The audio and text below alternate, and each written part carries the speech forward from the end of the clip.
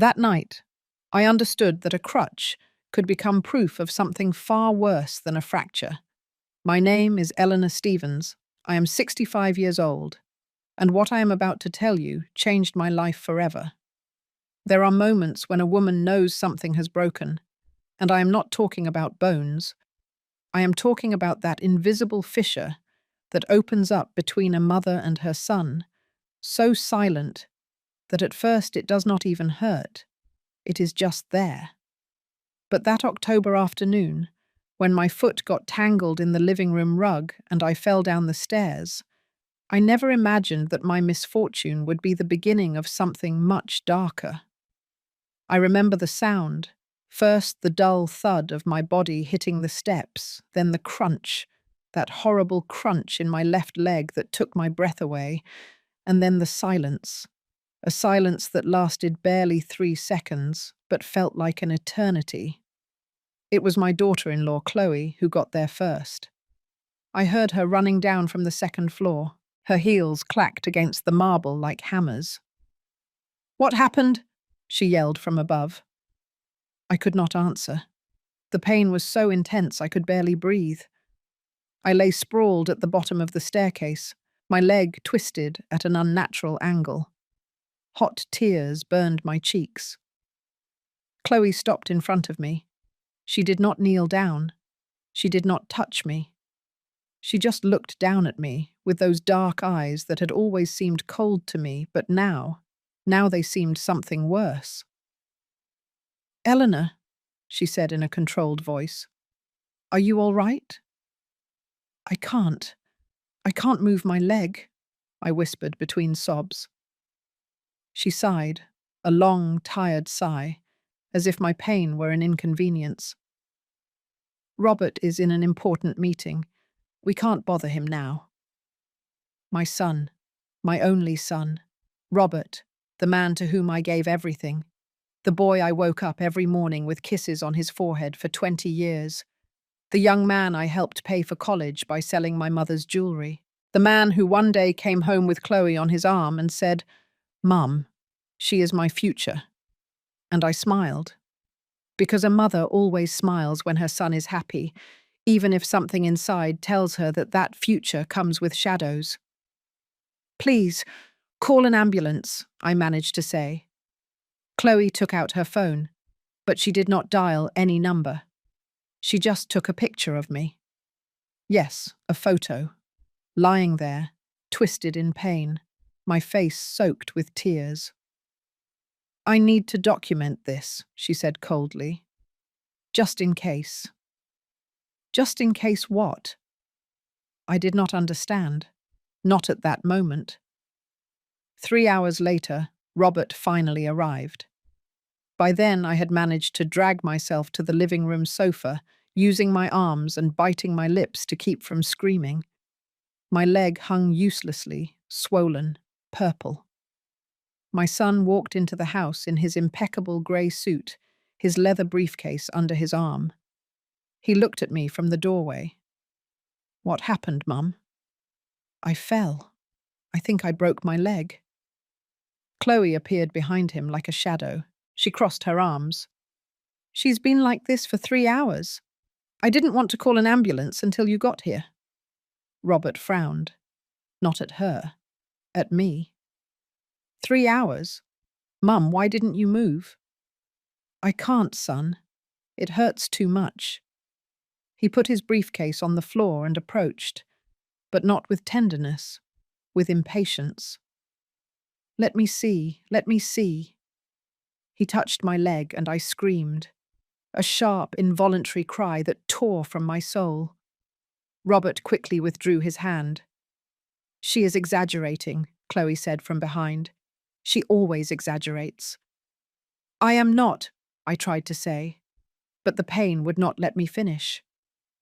Robert looked me in the eyes, and for the first time in my life, I did not recognize my son in that look. "Mum, do you really need to go to the hospital? You know the family insurance is tight this month." I was speechless. He was asking me to endure a fracture. For money? Chloe sat on the arm of the sofa next to Robert and put her hand on his shoulder, a posture of ownership, of a queen in her territory. Eleanor, we all know you get a little dramatic sometimes. Maybe you just need to rest. I looked at my son. I waited for him to say something, to defend me, to carry me to the car and take me to the hospital, as any son would for his mother. But Robert just sighed. All right, we will go to the hospital. But first thing tomorrow morning, okay? It is too late tonight, and I am tired. They left me there, that night, alone on the sofa, with a broken leg, no medication, not even a pillow. I heard their footsteps going up the stairs. I heard their door close. I heard their muffled laughter from the second floor.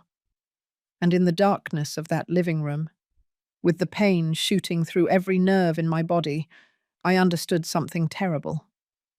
My son was no longer mine, and she had started taking him from me long before that fall. But what neither of them knew was that that house, that staircase, those high, elegant ceilings where they now slept peacefully, had eyes. I did not sleep that night, not because of the pain, although it was unbearable, but because my mind travelled backward, searching for the exact moment everything began to change. When did I stop being the mother my son hugged every morning to become this? A nuisance, an exaggerator.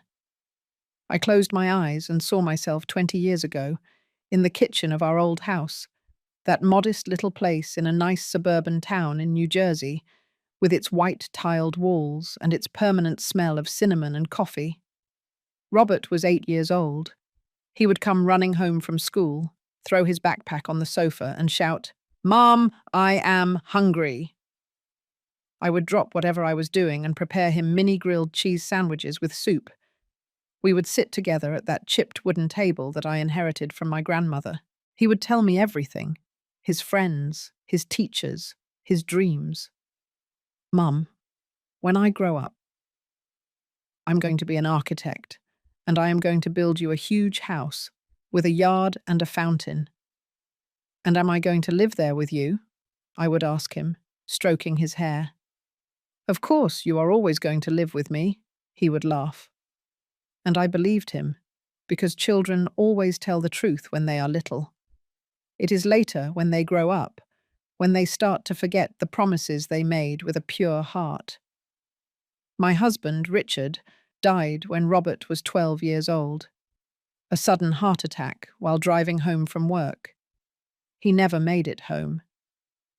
That night, Robert and I hugged each other on the living room floor, crying together until we were voiceless. And in the midst of that pain, I made him a promise. "Do not worry, my love. I will take care of you. Always." And I did. I sold the few pieces of jewelry I had. I worked double shifts as a secretary in an accounting firm. I gave up everything. Going out, vacations, the possibility of falling in love again. Everything I earned was for Robert, so he could study at a good school, so he would not lack for anything. When he finished college, I got a loan to help him open his own architectural studio. I co-signed. I mortgaged the little house in New Jersey.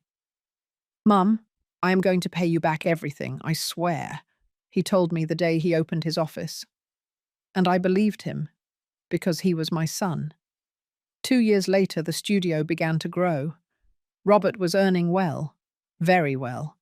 He would come home in an expensive suit, with a Swiss watch on his wrist. He no longer ate grilled cheese sandwiches with me. Now he had lunch in fancy restaurants in Manhattan with important clients. One day, he arrived excited. "Mum, I found the perfect land. I am going to build the house I promised you when I was a kid. Remember?" I remember crying with happiness. My boy had not forgotten. The house took 2 years to finish. It was beautiful. 3 stories, a yard with a stone fountain, huge windows, a garage for 3 cars. Everything Robert had dreamed of. The day we moved in, he hugged me at the entrance. This is your house, Mom. You are going to live here peacefully for the rest of your life. And I felt blessed. But there is something I learned too late. Big houses fill up quickly with things that do not belong to you, and sometimes those things include people. Chloe appeared 6 months after the move. Robert met her at a business dinner. She worked in public relations for a real estate development company. She was beautiful, I admit. Tall, thin, with that kind of cold elegance that intimidates. She always dressed in black or white. She never smiled too much. The first time he brought her home, I prepared a turkey dinner with mashed potatoes and gravy. My specialty. The dish Robert had loved since he was a child. Chloe barely tasted a bite. "It is too heavy for me," she said, wiping her lips with the napkin. "I don't eat carbs after 6. Robert laughed nervously and changed the subject. But I saw something in his eyes. Shame. My son was ashamed of me, of my food, of my customs, of my simple way of being. From that day on, Chloe started coming over more often. And with each visit, something in my son changed.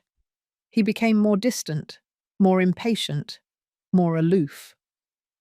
When Robert told me they were going to get married, I smiled.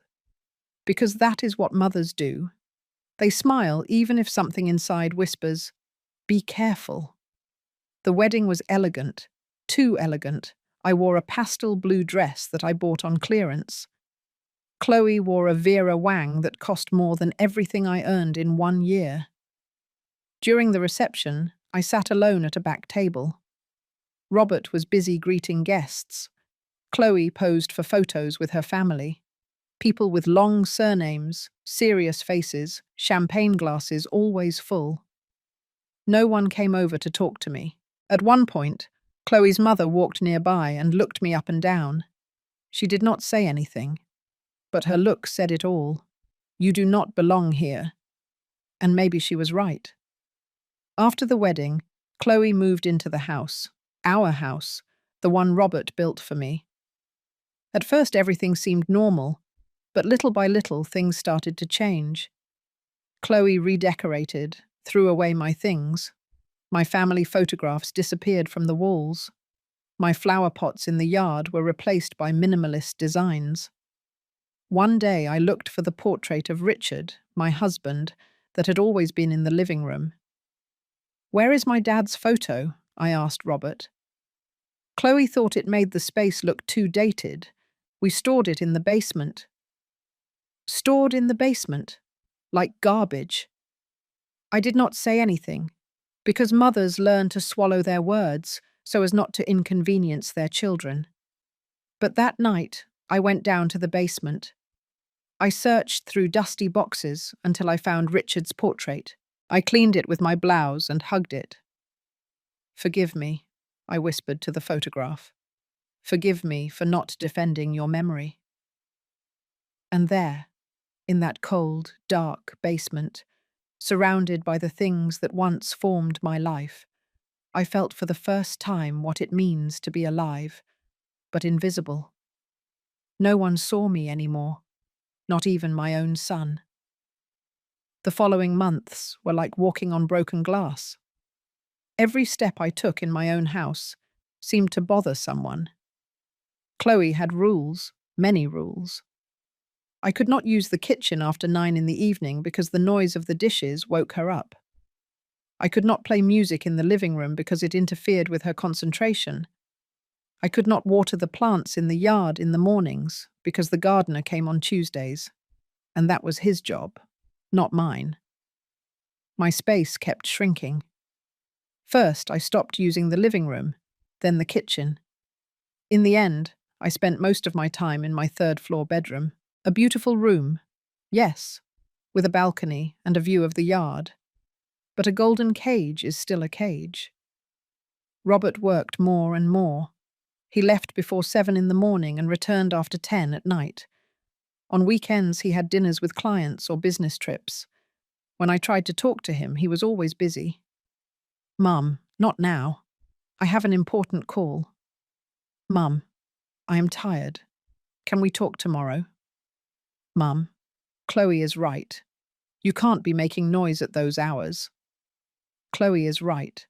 Those 3 words became the refrain of my life. One April afternoon, 6 months after the wedding, I went down to the kitchen. I felt like making some coffee, like the one I used to prepare in our little New Jersey house. I wanted to smell the cinnamon, the melting brown sugar, that sweetness that reminded me of better times. I put the pot on the stove, added the water, the cinnamon sticks, the cloves, closed my eyes, and for a moment, just a moment, I felt at home again. What are you doing? I opened my eyes. Chloe was in the kitchen doorway, dressed in grey yoga pants and a sports top. Her hair was pulled back in a perfect high ponytail, not a single hair out of place. Coffee, I replied with a smile. Do you want some? It is delicious. She approached the stove and looked inside the pot with a frown. Eleanor, this kitchen has just been cleaned. Alice comes twice a week and it costs a lot of money. You can't be messing everything up every time you feel like something. It is just one pot. I will wash it. That is not the point. The point is, Idchas, that this house has an order, a system, and you are constantly interrupting it. I felt something hot rise in my chest. It was not the steam from the coffee. It was something else, something I had been holding in for months. This is my house too, I said quietly. Chloe tilted her head. A small, cold smile appeared on her lips. Your house? Eleanor, let's be honest. Robert built this house with his money, with his effort. You live here because he is generous, because he loves you. But that doesn't mean you can do whatever you want. Every word was a pinprick. Small, sharp, precise. I helped Robert. I sold my things so he could study. I mortgaged my house for his business. Yes, we know. You have told us that story 1,000 times. I gave everything for my son. I sacrificed my life. But tell me something, Eleanor. How long are you going to charge Robert for having been his mother? Isn't that what mothers do? Give without expecting anything in return? I was speechless, breathless. Chloe turned off the stove, took the pot with a rag and put it in the sink. Stop doing this. Stop living in the past.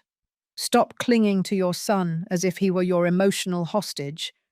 He has a life now, a wife, and eventually we will have children. You need to understand what your place is in this family. She left the kitchen, leaving a dense, toxic silence. I stood there, watching the coffee pouring down the sink like dark tears. I did not have dinner that night. I locked myself in my room and cried until I fell asleep. When I woke up, it was at 3 o'clock in the morning. The house was in absolute silence. I went down to the first floor, careful not to make any noise. I did not want to bother. I did not want to interrupt the system. I walked barefoot through the living room, stroking the walls that I once imagined were mine. I reached Robert's study. The door was ajar. I walked in. Everything smelled of him. His expensive cologne, leather, the pipe tobacco he sometimes smoked when he was stressed, his diplomas, his awards, photographs with important clients, with famous architects hung on the walls. I searched through all those images. Would there be a single photograph of me, of the two of us, of our life before Chloe? Nothing, not a single one. I sat in his leather armchair and opened his desk drawer. I do not know what I was looking for. Maybe a sign, maybe something that would tell me that I still existed in my son's life. I found papers, contracts, invoices, and at the back, a yellow envelope. I opened it. Inside were legal documents. I recognized my name, Eleanor Stevens, and further down, in cold black letters, assignment of property rights. I read quickly, my heart pounding in my ears. It was the deed to the little New Jersey house, the house I had mortgaged to help Robert with his business. According to this document, I had voluntarily transferred all my rights to that property to Robert and Chloe, but I never signed this. I looked closer. There was my signature, or something that looked a lot like my signature, but I never, ever signed a paper like that. My hands were shaking. I put the envelope back in the drawer exactly as I found it. I went up the stairs like a sleepwalker. When I got to my room, I sat on the bed and looked out the window at the dark yard. The stone fountain shone under the moonlight. Everything was beautiful. Everything was perfect. But nothing was mine. And at that moment, I understood something terrible. Chloe did not just want to take my son from me. She wanted to erase me completely.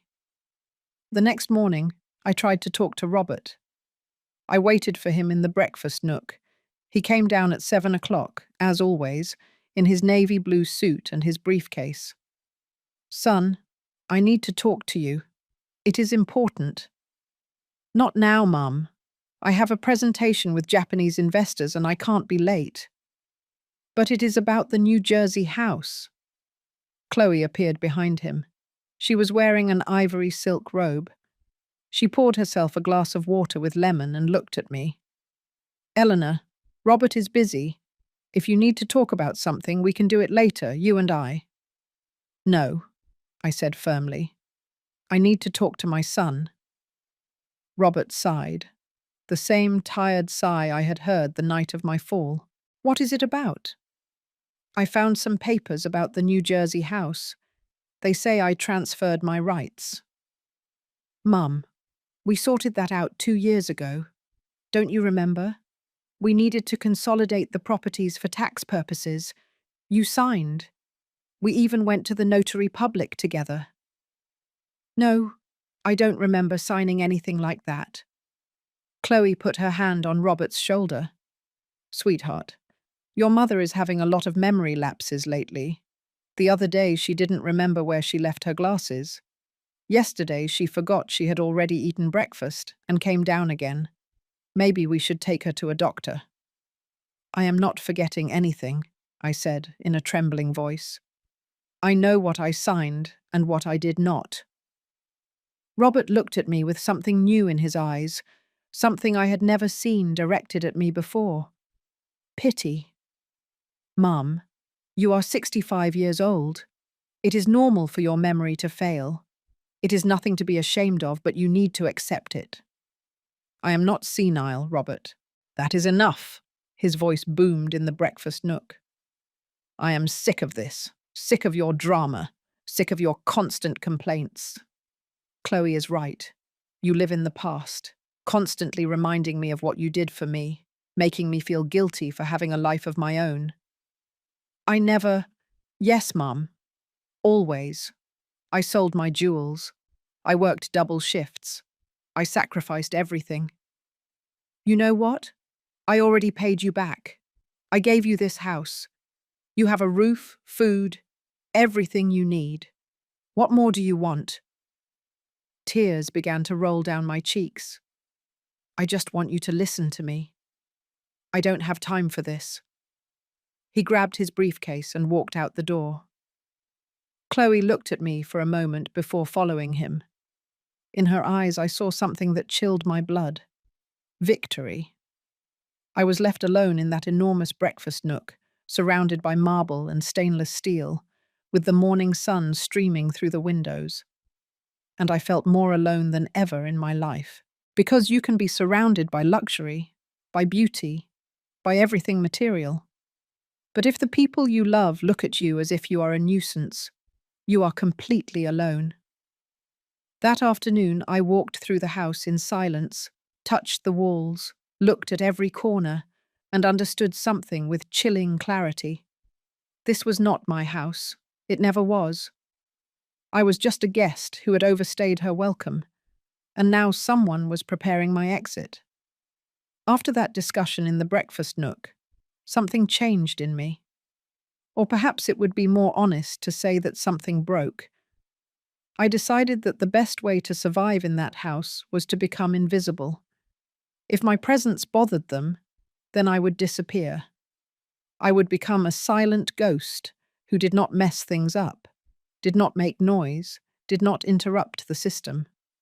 I started waking up at 5 o'clock in the morning. I went down to the kitchen before anyone else. I made my coffee in silence. I drank it quickly and washed everything until there was not a single drop of water left in the sink. I went up to my room before Robert or Chloe woke up. I no longer came down for breakfast. I kept plain crackers and tea in my room. That was enough. I made lunch at 3 o'clock in the afternoon, when Chloe went to the gym and Robert was at the office. I quickly heated something up. I ate standing next to the refrigerator. I washed the plate 3 times to make sure no trace remained. I avoided dinners completely. I stayed in my room reading old magazines or watching the sun set over the yard I once thought would be mine. Sometimes, in those long golden sunsets, I wondered when I became this. When did I stop being Eleanor, the strong woman who raised her son alone, to become Eleanor, the annoying old woman who is a bother? But the answers hurt too much, and I was too tired to keep hurting. One May afternoon, 3 months after the argument, I was in my room folding laundry. It was a Thursday. Alice, the maid, came on Thursdays, but Chloe had instructed her not to go up to the 3rd floor. Mrs. Stevens prefers to clean her own space, she said. A lie. But I did not contradict her. I heard someone coming up the stairs, slow, heavy steps. It was Robert. He knocked on the door. "Mum, can I come in?" I quickly hid the crackers I had on the bed. "Yes, come in, son." He walked in with his hands in his pockets. He was wearing a wine-coloured sweater that I had given him 2 Christmases ago. Seeing him in that garment gave me a silly little hope. Maybe there was still something left of the Robert I knew.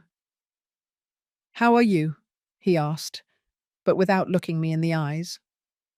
"Fine, son. And you?" "Tired. Lots of work." He sat on the edge of my bed. I sat in the desk chair, keeping my distance. I had learned not to get too close, not to suffocate with my presence. "Mum, I need to talk to you." My heart sped up. Something in his tone told me this was not going to be good. "Sure, tell me." "Chloe and I have been thinking about the future, about us." I nodded in silence. "We want to have children, soon. And this house, although it is big, needs adjustments. The 3rd floor would be perfect for a playroom and a nursery. It has good light, ample space." I understood where this was going before he finished speaking. "So we thought maybe it would be good for you to have your own space, something more appropriate for you." "Appropriate?" I repeated the word as if it were foreign. "Yes, there are some very nice residences nearby for seniors. They have yards, activities, 24-hour nurses. You could make friends, have a social life. You are very lonely here, Mum, locked in your room all day." I felt the floor open up beneath my feet. "Are you asking me to leave?" "It is not that. We are just thinking about what is best for everyone. For you too. You are going to be 66 years old. You need to be with people your age, and we need our space as a couple, as a future family." "Robert, you built this house for me. You told me I would live here for the rest of my life. And you can visit us whenever you want. It is not like we are kicking you out. It is just a transition, something natural." "Natural?" The word came out as a strangled cry. "Is it natural for you to kick me out of my house to give my room to a baby that does not even exist yet?" Robert stood up. There was no softness left on his face. "See, Mum, this is why it is hard to talk to you. You turn everything into drama. You personalize everything. We are trying to plan our future and you only think about yourself. I only think about myself? I stood up too. Robert, I gave up everything for you. Everything. And now you tell me I am selfish for wanting a place in the life of my only son. Enough. Enough with charging me for everything you did. Do you think I don't know? Do you think I don't carry that guilt every day of my life? Mum sold her jewels. Mum worked 2 shifts. Mum mortgaged her house. I know. But I did not ask you to do it. You decided to sacrifice yourself. I was a child. His words were like knives, stabbing one after another. You are right, I said in a broken voice. You were a child who needed to eat, study, have a future. And I was your mother. It was my responsibility.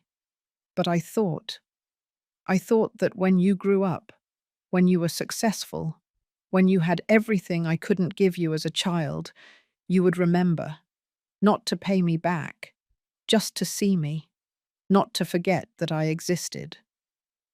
Robert closed his eyes. He took a deep breath. I am not forgetting you, Mum. I am just asking you to understand that my life has changed, that I have other priorities now.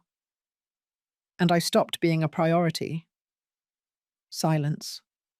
A silence so long and painful that it was clearer than any answer. Think about it, he finally said. We visited 3 residences last week. They are all very nice. I am going to send you the brochures. Take your time, but not too much time. Chloe wants to start the renovations in June. He left the room, closing the door softly, as if softness could erase the violence of his words. I stood there, motionless, looking at the closed door. Then I collapsed on the bed and cried. I cried in a way I had not cried since Richard died. I cried until I had no more tears, no voice, nothing left but an immense emptiness in my chest. I could not sleep that night. I spent it sitting by the window, watching the stars appear one by one in the dark sky. And I asked myself questions I never thought I would have to ask. At what point did it become so easy for my son to let me go? Was there a specific day when I stopped mattering to him? Or was it little by little, so slowly that neither of us noticed, until it was too late? The next morning, I found the brochures under my door. 3 senior living residences, all with names that sounded nice, but deep down meant the same thing. A place where old people who are a nuisance are kept. I opened the first one. Golden Villa, where the golden age comes to life. Photographs of old people, smiling in perfect gardens, playing cards, painting watercolors. They all looked happy. They all looked peaceful. They all looked alone. I closed the brochure and put it on the desk next to the other 2. For the next few days, I did not bring up the subject with Robert again. He did not mention it either, but the tension in the house was palpable. It hung in the air like humidity before a storm. Chloe, for her part, began coming up to the 3rd floor. She would arrive with her design notebook, her tape measure, taking measurements, making notes. Don't worry, Eleanor. I am just looking at options, she would say with that cold smile that never reached her eyes. One day I found her measuring my room while I was inside. What are you doing? Oh, excuse me, I thought you had gone downstairs. I was just checking that a crib and a changing table fit here. Yes, it fits perfectly. We can even put a bookshelf for the toys. She talked about my room, my space, as if I no longer existed, as if I had already left. Chloe, I still live here for now, I replied without looking at her, writing something in her notebook. That night, I went down to dinner. I don't know why. Maybe out of pride. Maybe because something in me refused to continue being invisible. Robert and Chloe were in the dining room, eating pasta with white wine. The table was set only for two. "Good evening," I said from the entrance. Both looked up, surprised. "Mum, we didn't know you were going to have dinner," Robert said. "I live here. I can still have dinner in my own house, can't I?" Chloe wiped her mouth with the napkin. "Of course. Let me set an extra plate."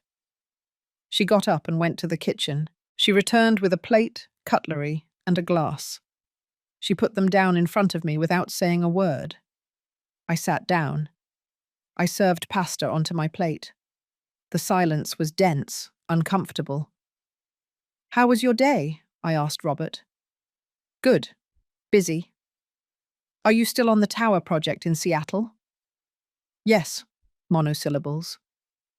My son answered me in monosyllables, as if I were an annoying stranger.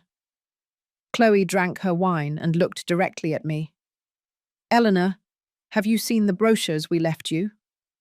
"Yes." "And? What did you think of them?"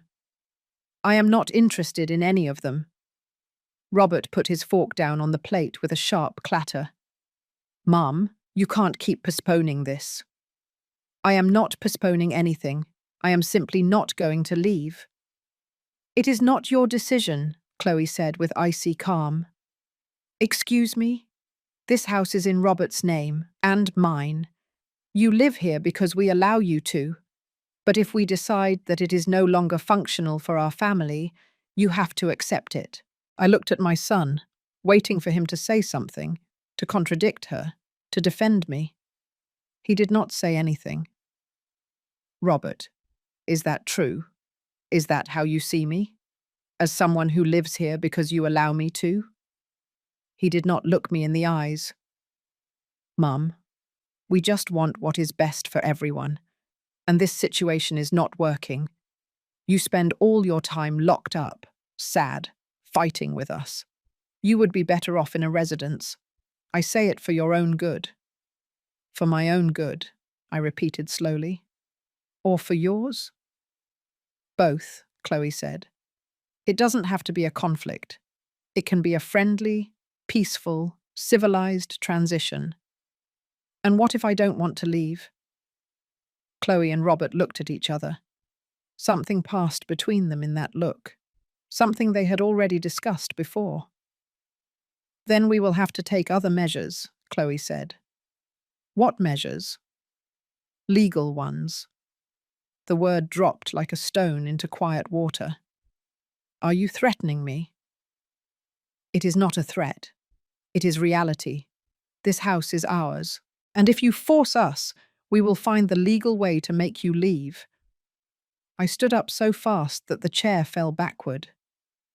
"You are a snake." "Eleanor?" "No, let me speak. You came into this house that I helped build. You inserted yourself into my family. You brainwashed my son, so he sees me as a nuisance." Chloe stood up too. There was no longer any trace of calm on her face. "I didn't brainwash anyone. I just opened his eyes. I made him see that his mother was an emotional manipulator who uses the past as a weapon, who has him tied up with guilt, who doesn't let him grow." "That is a lie." "Is it really?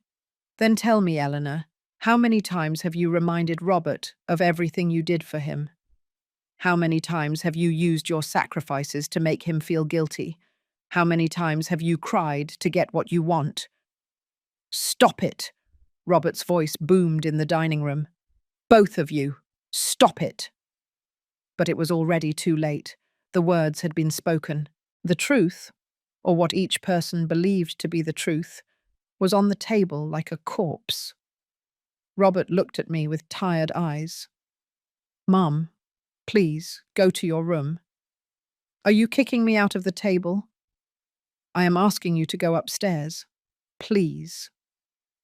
I looked at my son, this 38-year-old man, successful, well-dressed, with a beautiful house and an elegant wife, and I did not recognize him. This was not the boy who cried in my arms when he had nightmares. This was not the young man who hugged me, crying, the day his father died. This was not the man who promised to take care of me forever. This was a stranger. And strangers do not hurt so much when they reject you. I left the dining room without saying anything else. I went up the stairs slowly, clinging to the railing. My heart was beating too fast. My chest hurt. When I reached my room, I locked the door. I sat on the floor, against the door, and hugged my knees. And there, in that position of a frightened child, I understood something fundamental. No matter how much I clung, no matter how much I fought, I had already lost my son. Chloe had won. And I was just an obstacle they needed to remove so they could be happy. That night, the sky filled with dark clouds. It started to rain, a strong, furious rain that beat against my window like fists demanding to enter. I stayed awake all night, listening to the storm, and for the first time in my life, I wished to disappear. Just stop existing, so everyone could move on without the burden of having to deal with me. The days after that dinner were strange, silent, as if the whole house was holding its breath. Robert left early and returned late. Chloe spent hours in her second-floor study, talking on the phone, organizing things I did not understand. Sometimes I heard her laugh, a light, victorious laugh. I stayed in my room, ate crackers and tea. I read the same books over and over, without retaining anything they said. The words passed before my eyes like shadows without meaning. One early June afternoon, I decided to go down to the yard. I needed air. I needed to feel the sun on my face, even if only for a few minutes. The yard was beautiful. The roses I had planted 2 years ago bloomed in shades of red and white. The stone fountain sounded with that constant murmur that had always seemed comforting to me. I sat on the wrought iron bench under the willow tree. I closed my eyes. I breathed deeply. For a moment, just a moment, I felt peace. Eleanor. I opened my eyes. Chloe was in front of me, with her iPad in her hands. She was wearing a white linen dress and gold sandals. Perfect, as always. We need to talk. I have nothing to talk to you about. Well, I have a lot to talk to you about, and you better listen. She sat next to me without asking permission. Robert is very stressed. His blood pressure is high. His doctor prescribed him anxiety medication. Do you know why? I did not answer. Because of you. Because of this unsustainable situation. He loves you, Eleanor. That is why he can't force you to leave. But that love is making him sick. And I am not going to allow you to destroy my husband's health just because you are selfish. I am not selfish for wanting a place in my son's life. Yes, you are. Because that place you want no longer exists. Robert grew up. He has a wife. Soon he will have children. And you refuse to accept that your role in his life changed. You are no longer the center of his universe. You are no longer his priority. And that kills you, doesn't it? Every word was precise, calculated, designed to hurt. I know what you are doing, I said quietly. I know you are trying to push me away from him. Chloe smiled. A small, almost imperceptible smile. I don't have to do anything. You are pushing yourself away. Every time you cry, every time you complain, every time you remind him of what you sacrificed, you push him further away. And when he finally leaves, it won't be my fault. It will be yours. She stood up. You have until the end of June, 1 month, to choose a residence and move. If you don't do it voluntarily, we are going to initiate legal action. And believe me, Eleanor, you don't want us to go there. Legal action? On what grounds? On the grounds that you are an older person with memory problems who poses a risk to yourself and others. We already have documentation of your forgetfulness. We have already discussed the situation with a specialized family law attorney. It won't be difficult. I felt the world tilting beneath my feet. That is a lie. I don't have memory problems. Don't you? Then do you remember signing the assignment of rights for your house? Why did you swear 3 months ago that you didn't remember it? Because I never signed that. There it is. See, you lose your memory, you forget important things. That is worrying in someone your age. A judge would understand perfectly. She turned around and started walking toward the house. 1 month, Eleanor. Don't waste any more time. I watched her walk away, her white dress fluttering slightly in the breeze, like an angel. But angels do not destroy families. Angels do not lie. She was something else. I could not sleep that night. Chloe's words spun in my head like furious wasps. Memory problems, risk to herself and others, legal action. Could they really do that to me? Declare me incompetent? Take away my dignity, my autonomy, my right to decide about my own life? I got out of bed at 3 o'clock in the morning. I went down to the first floor, careful not to make any noise. I needed water. I needed to think. When I passed Robert's study, I saw light under the door. He was there at that hour. I approached. I heard voices. Robert was talking on the phone. I know it is wrong to listen to other people's conversations. I know. But at that moment, something told me I needed to know what was going on. I stood next to the door, holding my breath. No, she hasn't left yet. Yes, I know. We already told her she has until the end of the month. No, she won't sign voluntarily, I am sure. Then we will have to proceed with Plan B. Yes, the medical certificate will be enough. I don't like it, but it is the only way. She won't understand the nice way. My heart was pounding so loud I thought he would hear it. Chloe already spoke with Dr. Miller. He is willing to sign the document. It is not illegal if she really has cognitive problems.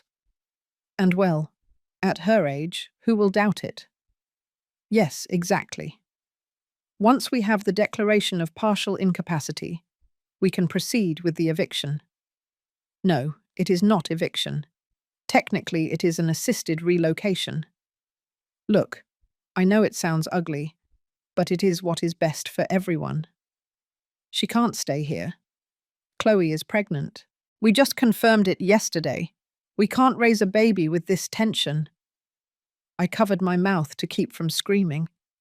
Chloe was pregnant, and my son, my only son, was planning to have me declared incompetent to get me out of the house, with a doctor willing to lie, with false documents, with everything prepared. I went up the stairs as fast as I could. I entered my room. I locked the door. I sat on the bed, trembling. It was not paranoia.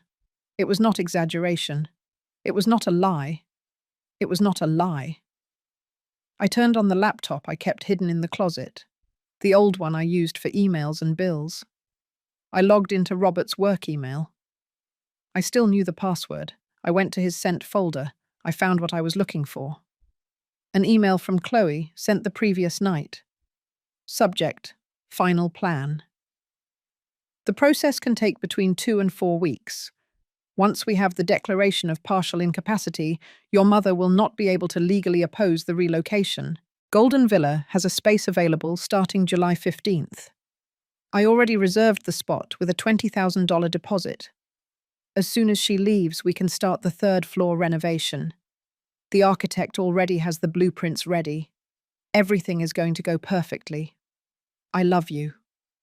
C. I read the email 3 times. Every word was a nail in my heart. Not only did they want to kick me out, they had everything calculated, with dates, with money, with professionals willing to lie. And the worst thing, they called it the final plan, as if I were a problem that needed to be solved, an obstacle that needed to be removed. Not a person, not a mother, a problem. I printed the email. I printed all the related emails.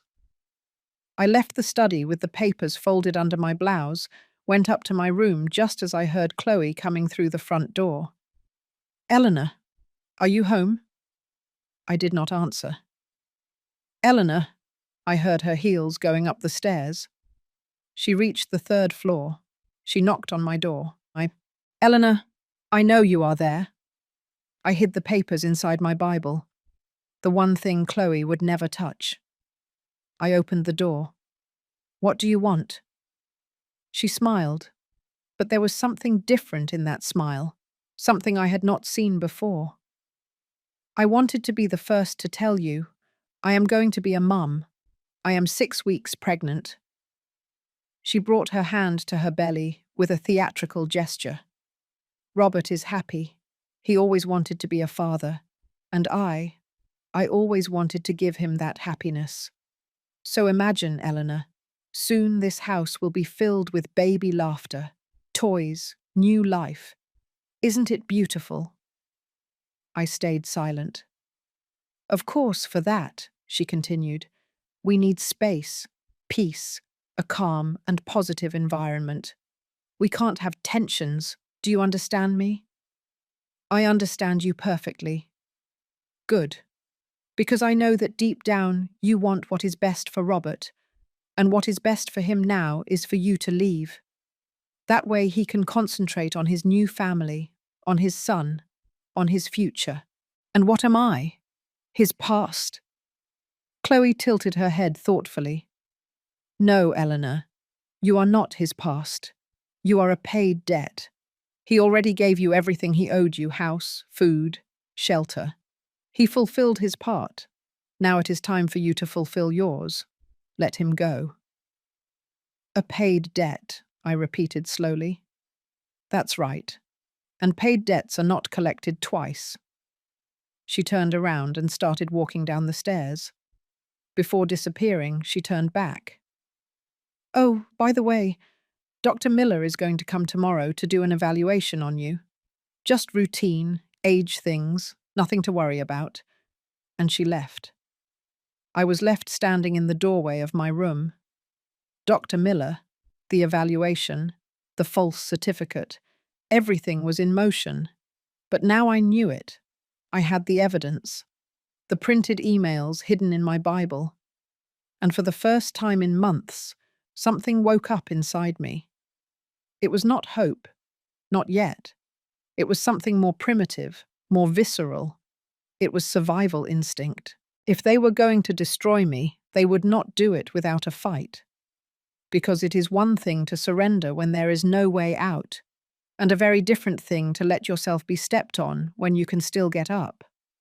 That night I took the papers out of the Bible and read them over and over, memorized dates, names, exact phrases.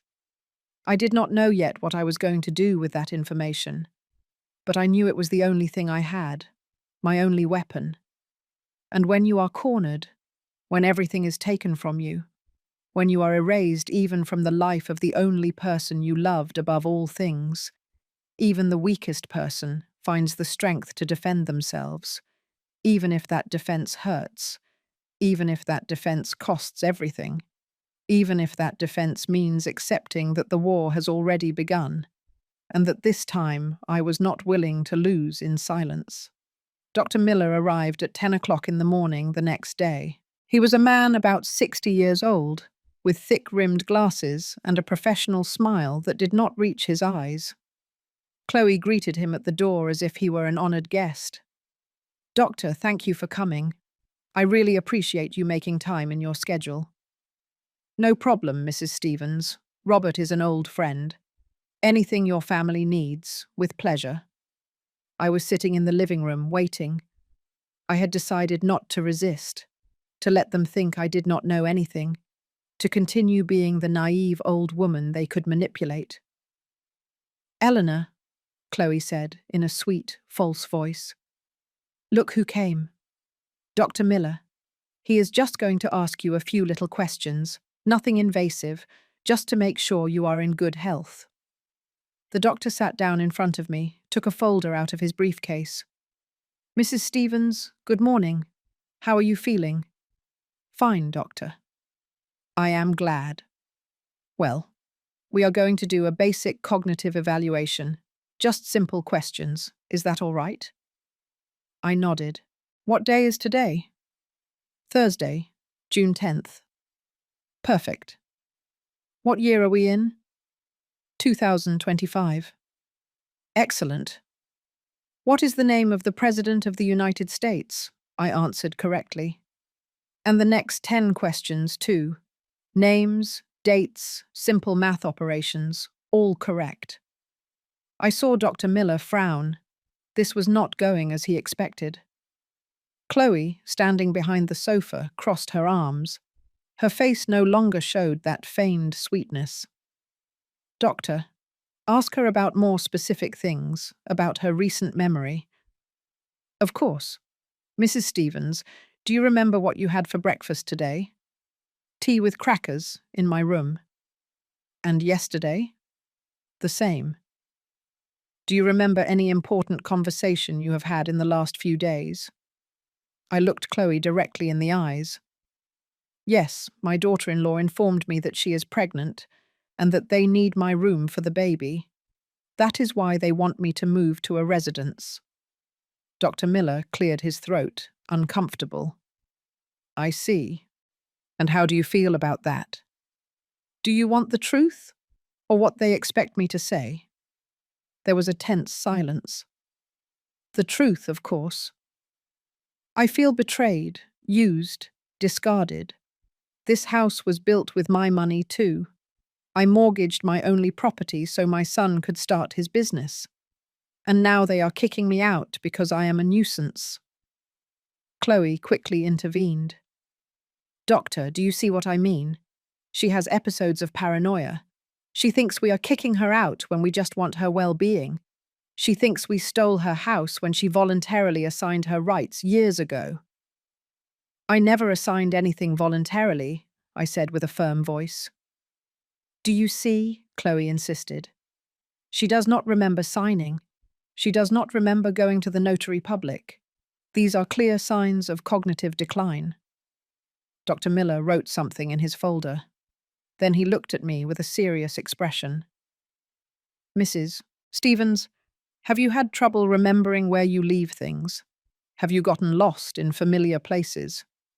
Do you forget the names of close people? No. Have you had problems cooking or doing daily tasks that you used to do without a problem? No. In fact, I cook perfectly, but they won't let me use the kitchen because I make a mess and interrupt the house system. Eleanor, that is not true, Chloe said, with a theatrical tone of exhaustion. No one forbids you to cook. It is just that sometimes you forget to turn off the stove. It is dangerous. That is a lie, I replied calmly. I have never left the stove on. You did 2 months ago. I had to come up to tell you. You could have caused a fire. That never happened. Do you see, Doctor? She does not even remember recent incidents. It is clear that her memory is failing. I stayed looking at her. Chloe was lying blatantly in front of a doctor, inventing incidents that never happened. And the doctor? The doctor was writing everything down as if it were true. I felt anger rise in my throat like lava. Dr. Miller, I said slowly, controlling my voice. How much are they paying you for this? He looked up, surprised. Excuse me? I asked how much they are paying you to lie on a medical certificate. Chloe let out a nervous laugh. Eleanor, please. No one is lying. The doctor is just doing his job. His job is to diagnose real diseases, not invent them. Dr. Miller closed his folder. Ma'am, I understand this is difficult for you. No one wants to accept that they are losing their faculties, but denial is part of the process. Your family is worried. They just want to help you. My family wants my room for renovations, and you are willing to sign a false paper for that to happen. The atmosphere became tense, heavy. Chloe took a step forward. Doctor, I think that is enough for today. As you can see, she has episodes of aggression too. She accuses people of conspiring against her. It is part of the paranoia. The doctor stood up. I am going to recommend a deeper evaluation with a specialized neurologist to have a more precise diagnosis. And will that neurologist also be a family friend? I asked. Dr. Miller did not answer. He grabbed his briefcase and headed for the door. Chloe, I will call you later. We need to talk about the next steps. After he left, Chloe remained standing in the middle of the living room, looking at me with a mixture of frustration and contempt. What do you think you accomplished with that? Do you think you saved yourself? The only thing you did was prove exactly what we needed, that you are hostile, paranoid, and uncooperative. That can also be included in the report. Include it, and I will include the emails I printed from Robert's computer. Chloe's face turned pale, only for a second, but enough for me to know I had hit the mark. What are you talking about? You know perfectly well what I am talking about. The emails between you and Robert, between you and Dr. Miller, between you and the lawyer. The whole final plan to get me out of here. Chloe clenched her fists. You were spying. I was defending myself. Those emails are private. You have no right. Right? Are you talking to me about rights? You, who are planning to have me declared incompetent with false documents? Chloe took a deep breath. When she spoke again, her voice was cold as ice. Listen to me, Eleanor. You can have those emails. You can print them. You can show them to whoever you want. But no one is going to believe you. You are a 65-year-old woman, with no money, with no friends, with no close family. We are a successful couple, with resources, with contacts. Who do you think a judge will believe? The person with the proof. The proof can be explained. It can be contextualized. We will say you were spying, that you manipulated information, that your paranoia made you misinterpret private conversations. And your conduct today, confronting the doctor, accusing him of fraud, only strengthens our case. She was right, and the worst thing is that I knew it. But I was not going to give her the satisfaction of seeing me broken. Do what you have to do, Chloe. But I am not going to sign anything. I am not leaving voluntarily. And if you force me, I will fight. Well, prepare to lose, because this war is already won. She went up the stairs with firm steps. I heard her enter her room. I heard her voice talking on the phone, probably with Robert, probably reporting everything that had happened. I was left alone in the living room, and for the first time, I felt something bigger than sadness. I felt clarity. I had lived all those months thinking that if I made myself small, invisible, submissive, maybe they could love me again. Maybe they could see my worth. But now I understood. No matter how small I made myself, no matter how much I humiliated myself, to them I was no longer a person. I was a nuisance, an old piece of furniture that had to be taken out. And against that, no submission would suffice. I went up to my room. I took the printed emails out of the Bible. I read them again. Chloe was right about something. Legally, I was at a disadvantage. I did not have the money for a lawyer. I did not have family to support me.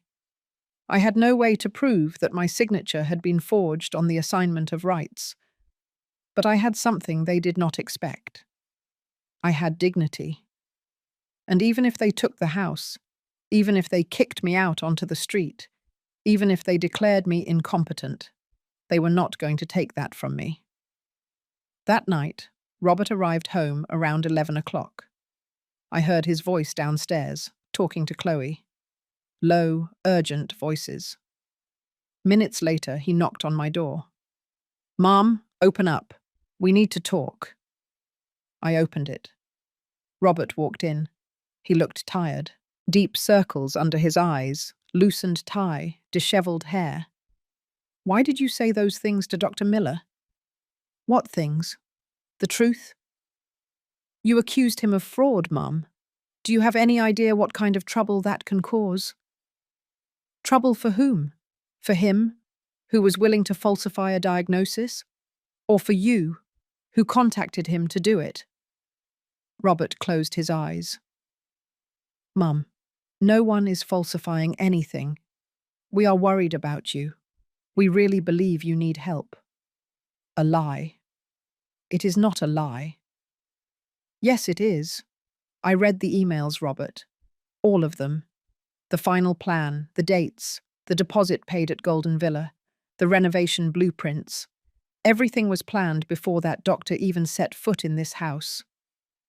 Robert opened his eyes. He looked at me with something I could not decipher. Guilt?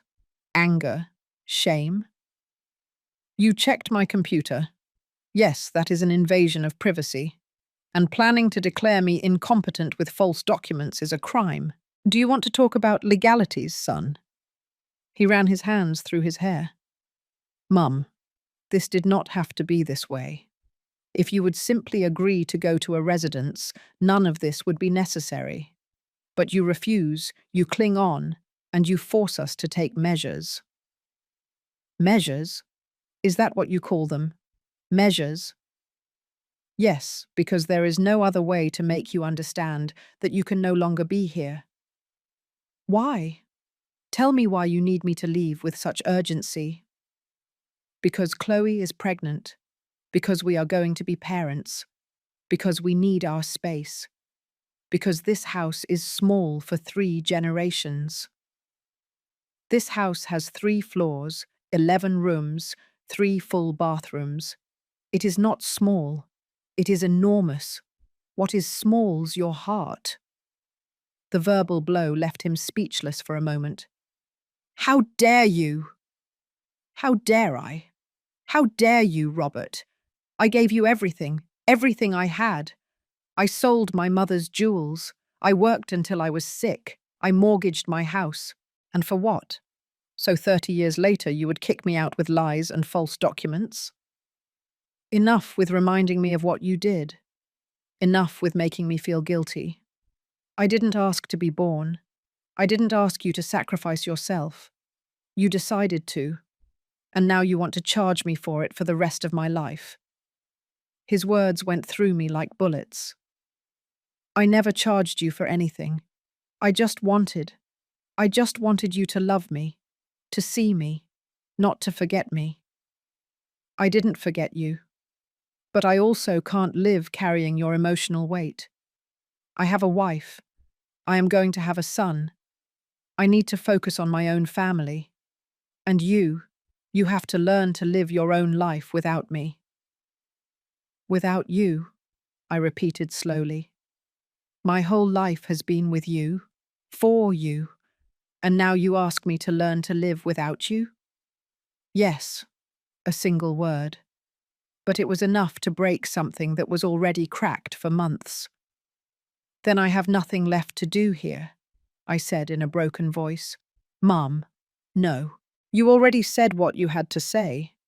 I already know how you feel.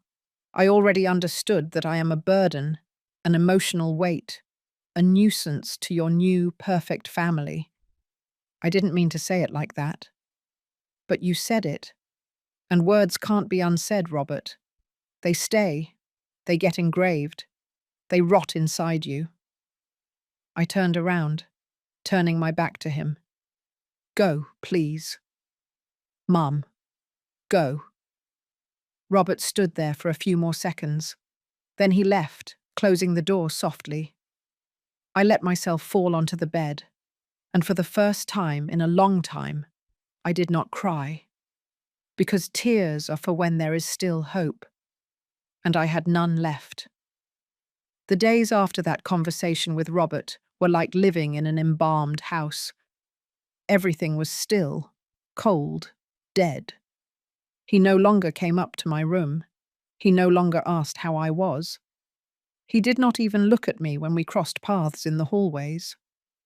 Chloe, for her part, moved through the house with a victorious tranquility. She constantly touched her belly, as if reminding me that she had something I could never give Robert: a future.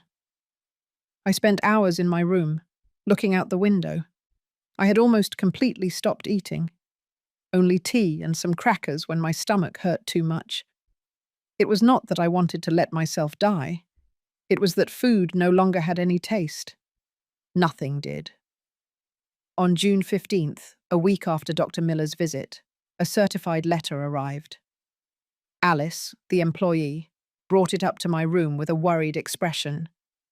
"Mrs. Stevens, this arrived for you." I took the envelope. It was from the law firm, Montes and Associates. I opened it with trembling hands. It was a legal notification. In complicated and formal language, they informed me that a process of legal capacity evaluation had been initiated at the request of my son, Robert Stevens, who alleged concern for my mental and physical well-being. I was summoned to a hearing on June 30th. I was advised to seek legal representation. I read the document 3 times. It was real. It was happening. My son was suing me to have me declared incompetent. I went down the stairs with the paper in my hand. Chloe was in the living room, looking at something on her iPad. Robert had not yet arrived from work. "What is this?" I showed her the document. She looked at it without flinching. "It is what we told you would happen if you did not cooperate. This is inhuman." "No, this is necessary. You forced us to go this far." "I did not force you to anything. You decided to destroy me."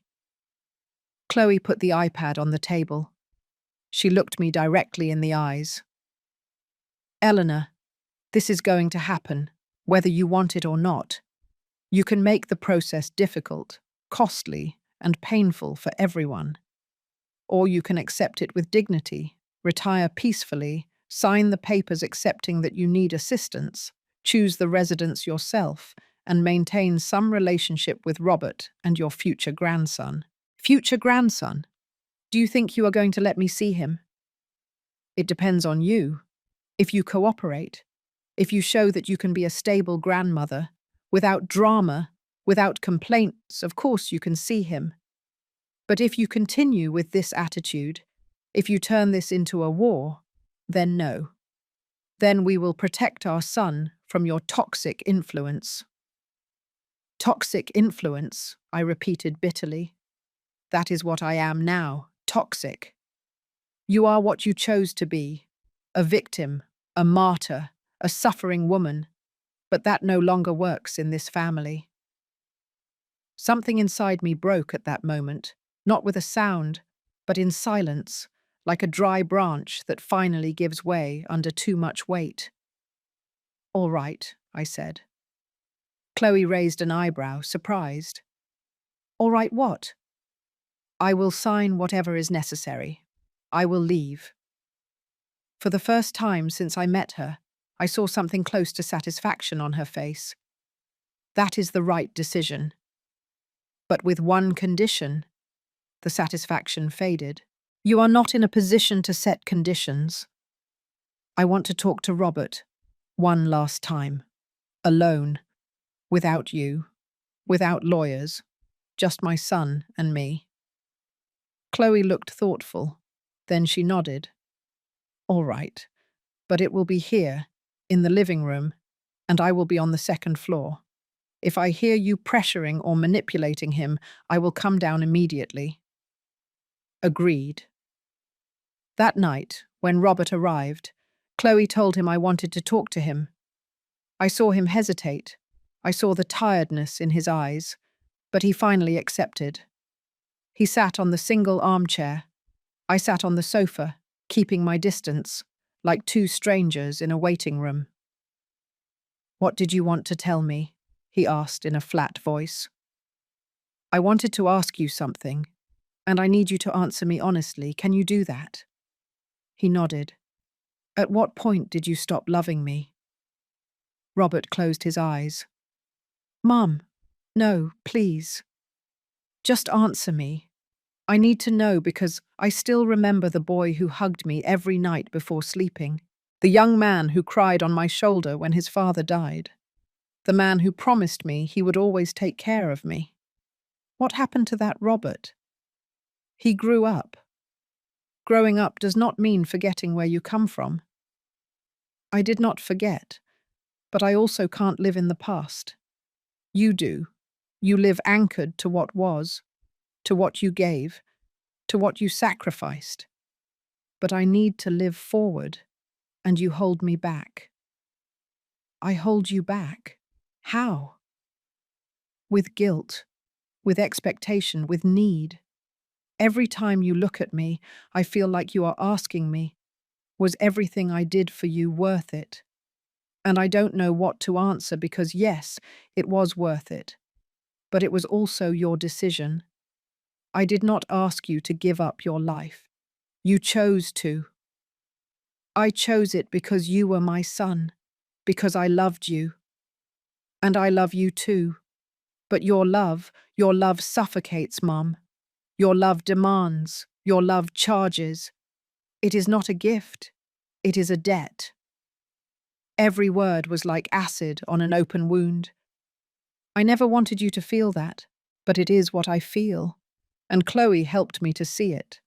She helped me understand that I don't have to carry that guilt, that I have the right to live my own life without asking you for permission, without justifying myself, without feeling bad for being happy.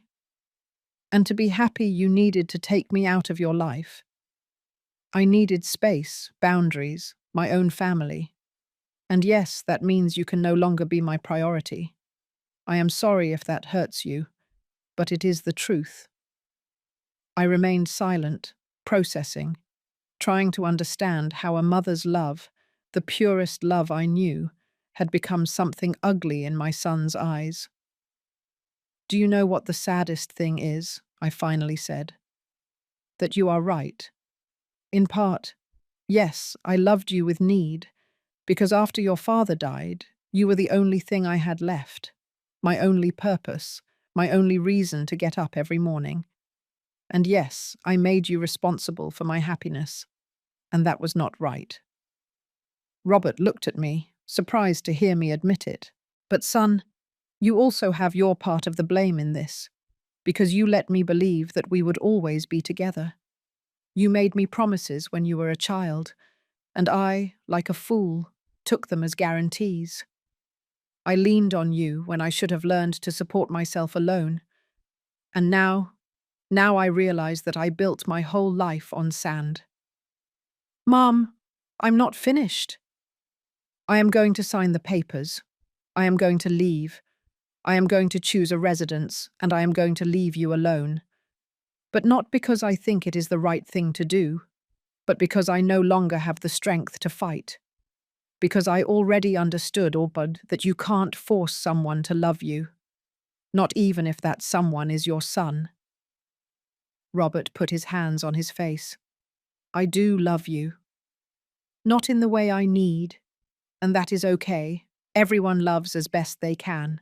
But Robert, someday you will hold that baby in your arms, and you will love him with all your being, and you will give him everything, time, money, attention, sacrifice, and you will think it is your responsibility, that it is your duty, but you will also do it out of love. Robert looked up. There were tears in his eyes.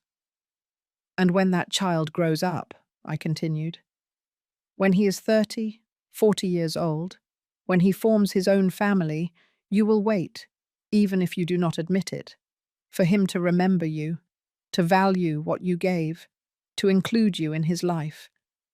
And if one day that son looks at you and tells you, Dad, I grew up, I need my space, you are no longer my priority, you will understand this pain. And at that moment, perhaps you will think of me. Mum, I would never. Yes, you will, because that is life. What you do today will be done to you tomorrow.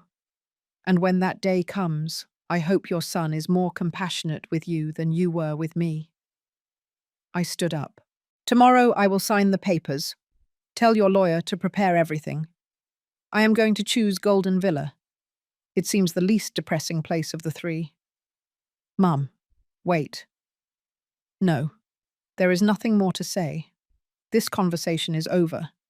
And in a way, our relationship is too.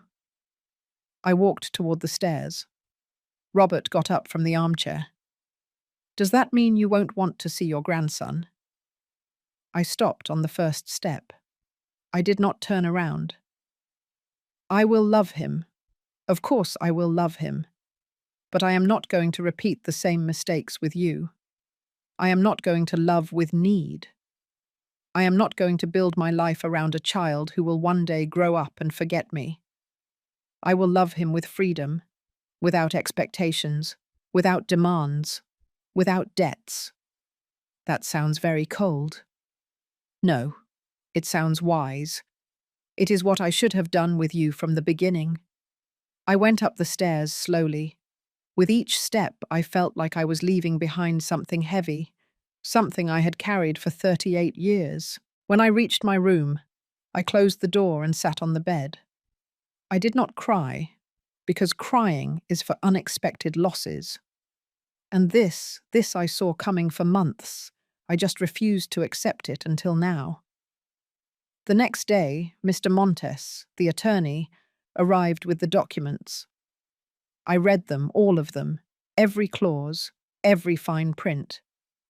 I signed. Eleanor Stevens voluntarily agrees to enter the assisted living residence Golden Villa. Eleanor Stevens acknowledges that she needs support for activities of daily living. Eleanor Stevens waives any legal claim to the property located in... I signed. And I signed. And I signed. My name over dotted lines. My dignity turned into blue ink. When I finished, the attorney put the papers in his briefcase. I regret that it came to this, ma'am. You don't regret it. You are going to be paid very well for this. The man had the decency not to respond. Chloe was present during the entire signing. When the attorney left, she looked at me with something that almost seemed like respect. You made the right decision. No, I made the only possible decision, which is different. Be that as it may, the move will be on Saturday the 28th. You can take what fits in your room at Golden Villa. The rest will be donated. Donate? My things? You won't need them anymore. And here they are, just taking up space. Photographs, books, the clothes Richard gave me, the letters my mother wrote to me, the drawings Robert made as a child, everything. And you are going to throw it all away? I want to keep some things. In boxes. In the basement. The basement is going to be renovated too. It is going to be a playroom. Then in the garage. Chloe sighed. 2 boxes. Only 2. The rest is going. 2 boxes to contain 65 years of life. Agreed. I spent the next few days packing, choosing which memories deserved to survive. Richard's photographs, Robert's baby pictures, my Bible, some books, the blanket my grandmother knitted, my mother's rosary. Everything else was left in black trash bags, piled up next to my bedroom door. Saturday, June 28th, arrived faster than I expected. 2 men from a moving company came up for my things, 1 suitcase, 2 boxes. That was all that was left of me. I went down the stairs for the last time. Robert was at the door of his study. He looked at me. I looked at him. We did not say anything, because there were no words left. Chloe was in the kitchen, drinking green juice. She did not say goodbye. I walked out the front door, the same door I walked through 2 years ago, full of hope, thinking I finally had a home. The moving truck was waiting. I got in. The driver started the engine. I looked in the side mirror. I saw the house move away, the stone fountain, the willow tree, the windows shining under the afternoon sun. And the last thing I saw was Robert, standing in the doorframe, with his hands in his pockets, motionless, watching his mother disappear from his life, as if I had never been there. Golden Villa was exactly what the brochures promised. Clean, tidy, with well-kept gardens and kind staff who smiled too much. But no amount of flowers or brightly painted walls could hide what it really was, a place where people went to wait for death. My room was small, a single bed, a closet, a desk, a chair, a window that faced the parking lot. None of the balcony with a view of the yard I had before, none of the high ceilings, none of the space. But it was mine. In a twisted way, it was mine. The first week I did not leave my room except for the mandatory meals. I sat alone at a dining room table, ate without tasting anything, and went back to lock myself in. The other residents tried to talk to me. Mrs. Lopez, a woman of 72 with diabetes and arthritis. Mr. Peterson, an 80-year-old widower with Parkinson's. Mrs. Rodriguez, who had Alzheimer's, and every day thought she was in a different time of her life. All kind, all alone, all abandoned by families who no longer knew what to do with them. One afternoon, Mrs. Lopez sat across from me during lunch. "You are new, right?" "Yes." "How long have you been here?" "A week." "Ah, you are still in shock then." I looked up, surprised by her frankness. "Shock?" "Yes, we all go through it. The first few days you think it is temporary, that your family will come to their senses, that they will come for you. But later you accept that this is permanent." "How long have you been here?" 3 years. "And does your family visit you?" Mrs. Lopez smiled sadly. "My son came twice the first month, then once every 3 months. Last year he came on Christmas. He has not come yet this year. He says he is very busy." "I am sorry." "Don't be sorry, that is how things are. Children grow up. They make their own lives. And you are left behind, like old furniture." Her words resonated with me because they were exactly what I had lived. "And how do you bear it?" At first I could not bear it. I cried every night. I refused to eat. I wanted to die. But later I understood something important. What? That they are not going to change. That you can spend the rest of your life waiting for love that is not going to come. Or you can let go, and find peace elsewhere. And did you succeed? Find peace? Mrs. Lopez looked at me with wise, tired eyes. "Some days yes, some days no, but it does not hurt like it used to. And that is already something." That conversation kept turning over in my head for days. Was that what awaited me? Years of waiting for visits that would not come. Years of pretending that the abandonment did not hurt. One night, 2 weeks after my arrival, I could not sleep. I got up and walked through the hallways of the residence. Everything was silent. I could only hear the snoring of some residents, the hum of the air conditioning, my steps against the linoleum. I reached the small chapel that was on the first floor. I went in. The wooden pews were empty. A crucifix hung on the wall. 2 lit candles barely illuminated the space.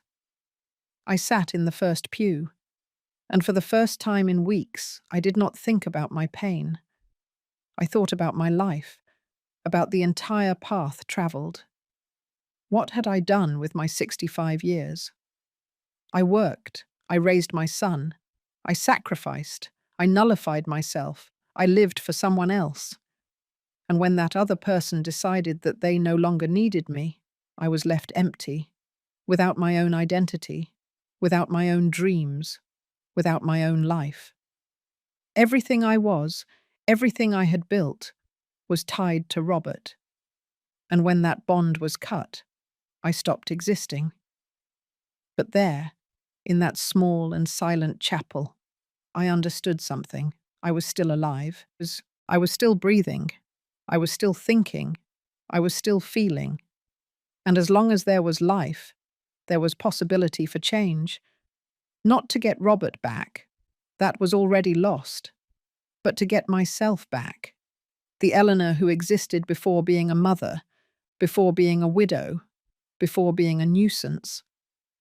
Who was that Eleanor? I tried to remember. I went back in my memory, before marriage, before Richard, when I was 20 years old and studying to be a secretary.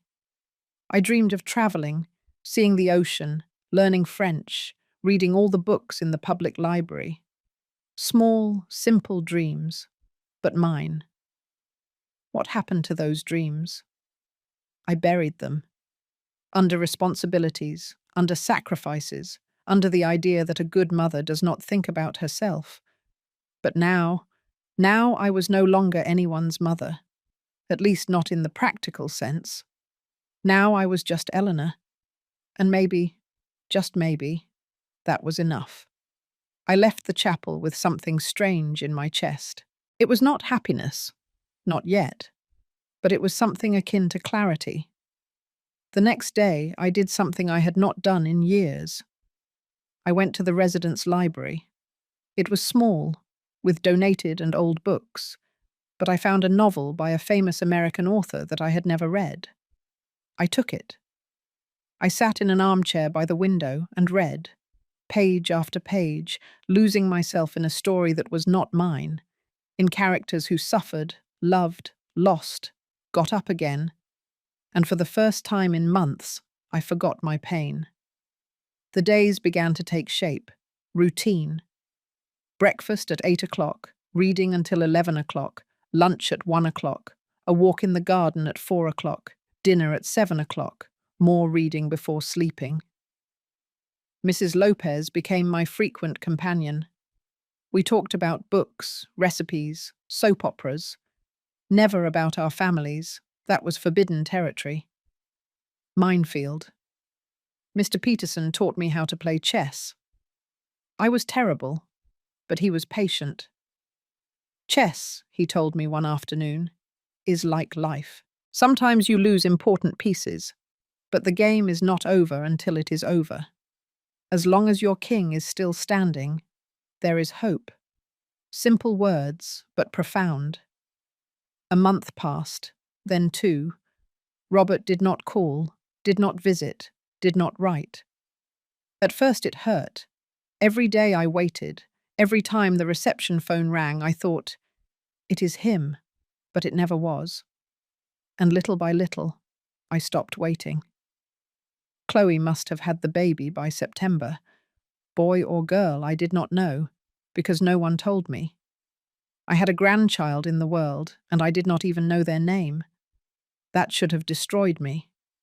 But instead, something strange happened. It freed me. Because as long as I had hope that they would include me, I lived tied up, waiting, suffering, emotionally dependent on crumbs of attention. But when that hope died completely, when I accepted that I was never going to receive what I expected, I was free.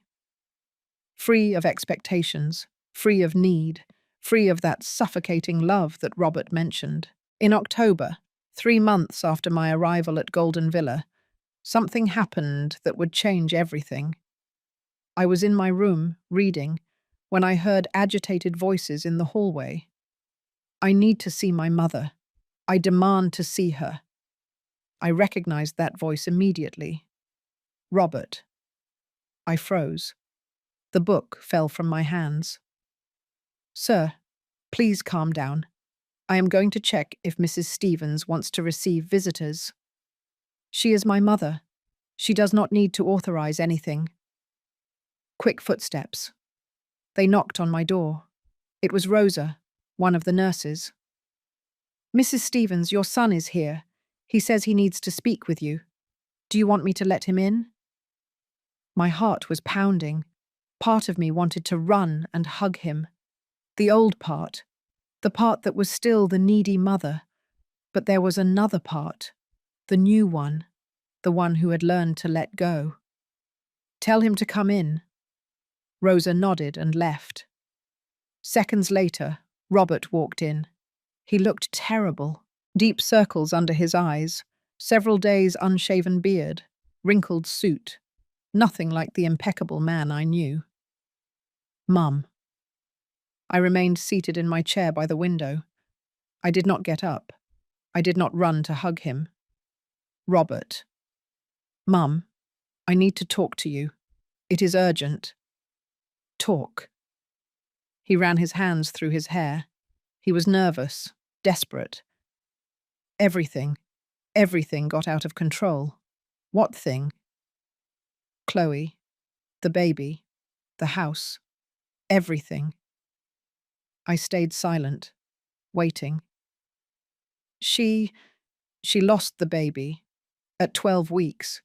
It was devastating.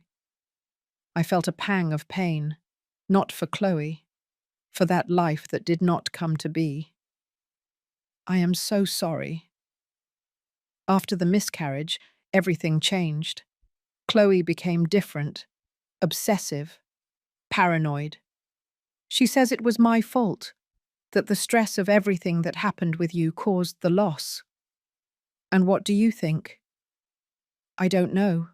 The doctors said it was natural, but she doesn't accept it. She blames me. She blames you. She blames everyone. Robert, why are you here? Because I need your help. The answer took my breath away. My help? After everything that happened? I know I have no right. I know I was terrible to you. But Mum, I am lost. I don't know what to do. Chloe wants a divorce. She says she no longer loves me, that she was only with me for money and status. And now she wants half of everything. The house, the business, everything. I should have felt satisfaction, poetic justice. I told you so. But I did not feel any of that. I only felt sadness. And what do you expect me to do? I don't know. Guide me. Tell me what to do. You always knew what to do. No, Robert. I did not always know what to do. I just did the best I could with what I had. I made mistakes, many. And one of those mistakes was making you believe that I had all the answers. Mum, please. No, listen to me. You made decisions. You chose Chloe. You chose to take me out of your life. You chose to build a future that did not include me, and those decisions have consequences, good ones and bad ones. Now it is your turn to live with them. So you are not going to help me? I did not say that, but I am not going to solve it for you either. I am no longer your savior. I am no longer your safety net. You are an adult man, with resources, with an education. You will find a way to get ahead, like I did when I was widowed with a small child. Robert collapsed onto my bed. He put his face in his hands. I ruined everything. Yes, you did. How do I live with that? Like everyone else, one day at a time, accepting, learning, growing. He looked up. His eyes were red. I miss you, Mum. Those 3 words, the ones I waited to hear for months. But now, at this moment, they did not provoke what I expected. I did not feel relief. I did not feel victory. I did not feel that I had finally won. I only felt calm. I miss you too, son, but not the Robert you were to me in those last few months. I miss the boy you were, the young man you were. Before success, money, and Chloe changed who you were. Can I get that back? Can I be that person again? I don't know. That is a question only you can answer. We remained in silence for several minutes. Finally, Robert stood up.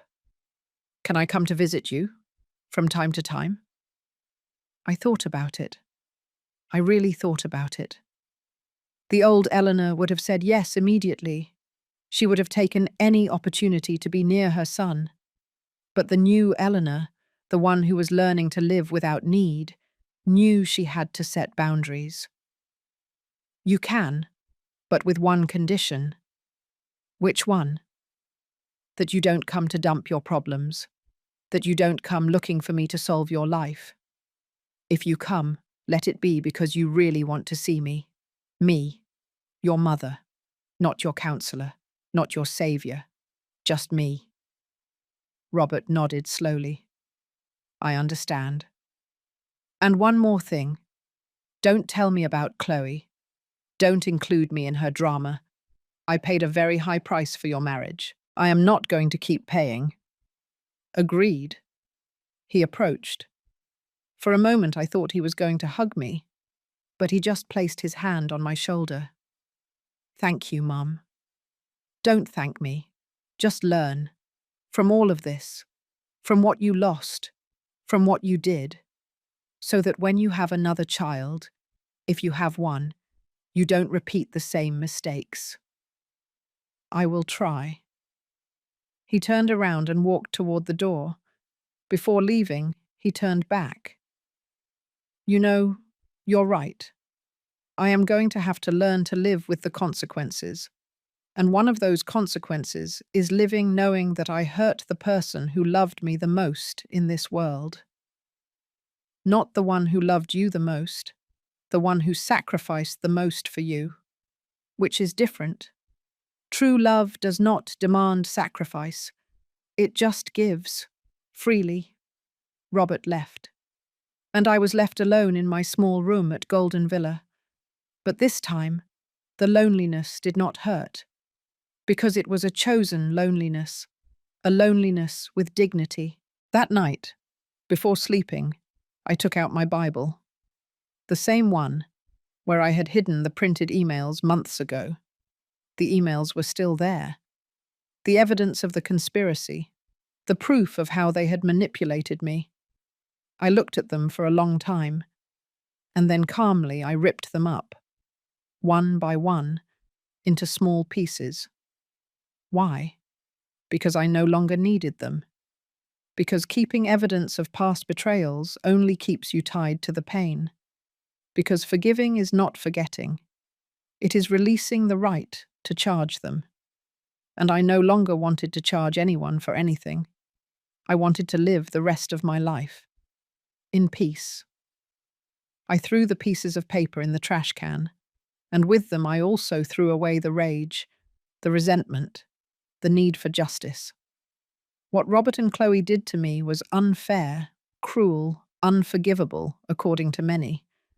But I chose to forgive anyway. Not for them, for me. Because carrying hatred is like drinking poison, hoping the other person will die. And I had already spent too much time poisoning myself. It was time to heal. And healing began with letting go. With understanding that true justice does not always come from courts or lawyers. It comes from life itself. And life, sooner or later, always collects its debts. The months continued their course at Golden Villa. October turned into November. November into December. Robert kept his word. He came to visit me every 2 weeks. At first, the conversations were tense, cautious, like two people walking on thin ice. But little by little, something began to change. We no longer talked only about him. We talked about the books I was reading, about the chess games I played with Mr. Peterson, about the knitting classes I had started taking with Mrs. Lopez. I was also changing. My hair, which I always wore pulled back in a tight bun, now I left loose. I had bought new glasses with my pension savings. Modern glasses with wine-coloured frames. One December afternoon, Robert arrived with a box. "I brought you something." It was a scarf, mustard yellow, hand-knitted. "I saw it at an artisan market and I thought of you." It was not a big deal, but it was a gift. The first in years he gave me that was not Christmas or my birthday. Thank you, son. We sat in the small garden of the residence. It was cold. I put on the scarf. It fit perfectly. How are things going? I asked him. Complicated. The divorce is difficult. Is she still asking for half of everything? Yes. Her lawyer is aggressive. They are arguing that she contributed emotionally to the success of the business, that she deserves compensation. And is that true? Robert looked thoughtful. I don't know. At the beginning of our marriage, yes, she supported me. She gave me ideas. She came with me to dinners with clients. But later everything became about her needs, her whims, her image. When did it change? I think when we moved to the big house. When she started living that lifestyle she always wanted. She was no longer my partner. She was the owner of the mansion, the wife of the successful architect. And you allowed her to become that? Robert looked at me surprised. What do you mean? That in a relationship, both have responsibility. She became what she became because you allowed it. Because it was convenient for you to have a beautiful, elegant wife who looked good at events. Just as I allowed you to turn me into the suffering mother, the martyr. Both of us were accomplices in our own destruction. Robert did not answer, but I saw in his eyes that my words had landed. Mum, how did you learn all this? How did you reach this peace? It was not overnight. It was pain. It was loneliness. It was forcing myself to look in the mirror and accept my part of the blame. It was reading, thinking, talking to people who have also lost. It was understanding that forgiveness is not a feeling. It is a decision you make every day. Did you forgive me? The question floated between us like smoke. I am in the process. Some days, yes, others it still hurts. But I don't hate you anymore. And that, son, is already a lot. Robert nodded slowly. I saw tears in his eyes. I don't know if I can forgive myself. Then work on it, because guilt that is not processed turns into resentment, against yourself or against others. And you already saw where resentment leads. We remained in silence, watching the December sun set over the trees in the yard. Mum, there is something I need to tell you. Tell me. Chloe is in trouble. Something in his tone alerted me. What kind of trouble? Financial, legal. It turns out that during our marriage she took out loans in my name, forged my signature, used the properties as collateral without my knowledge. I was stunned. How much money? More than $3 million. My God. And what did she spend it on? Luxuries, clothes, trips, cosmetic treatments. She had a spending addiction that I didn't know about. She hid bank statements. She opened credit cards in my name. When her family lost money in bad investments, she lent them money from our account without telling me. And how did you find out? Her lawyer, during the divorce process, presented financial documentation, and everything came out there. Accounts I did not authorize, debts I did not know existed. When I confronted Chloe, she admitted it. And not only that, she justified it. She said she deserved that lifestyle, that I owed her that for everything she had endured in our marriage. Endured? Enduring you. A bitter laugh escaped my throat. So I am expensive. Very expensive. $3 million. Robert did not laugh. He was too devastated. My accountant told me I can sue her for fraud, that I have all the evidence, that she could go to jail. But I don't know if I want to go that far. Why not?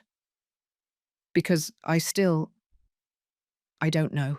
A part of me still feels something for her.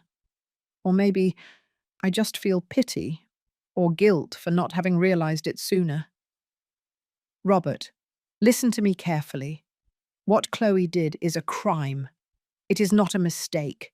It is not a misunderstanding. It is fraud. And if there are no consequences, she will continue doing it.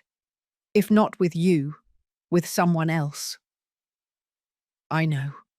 But reporting her means everything will come to light.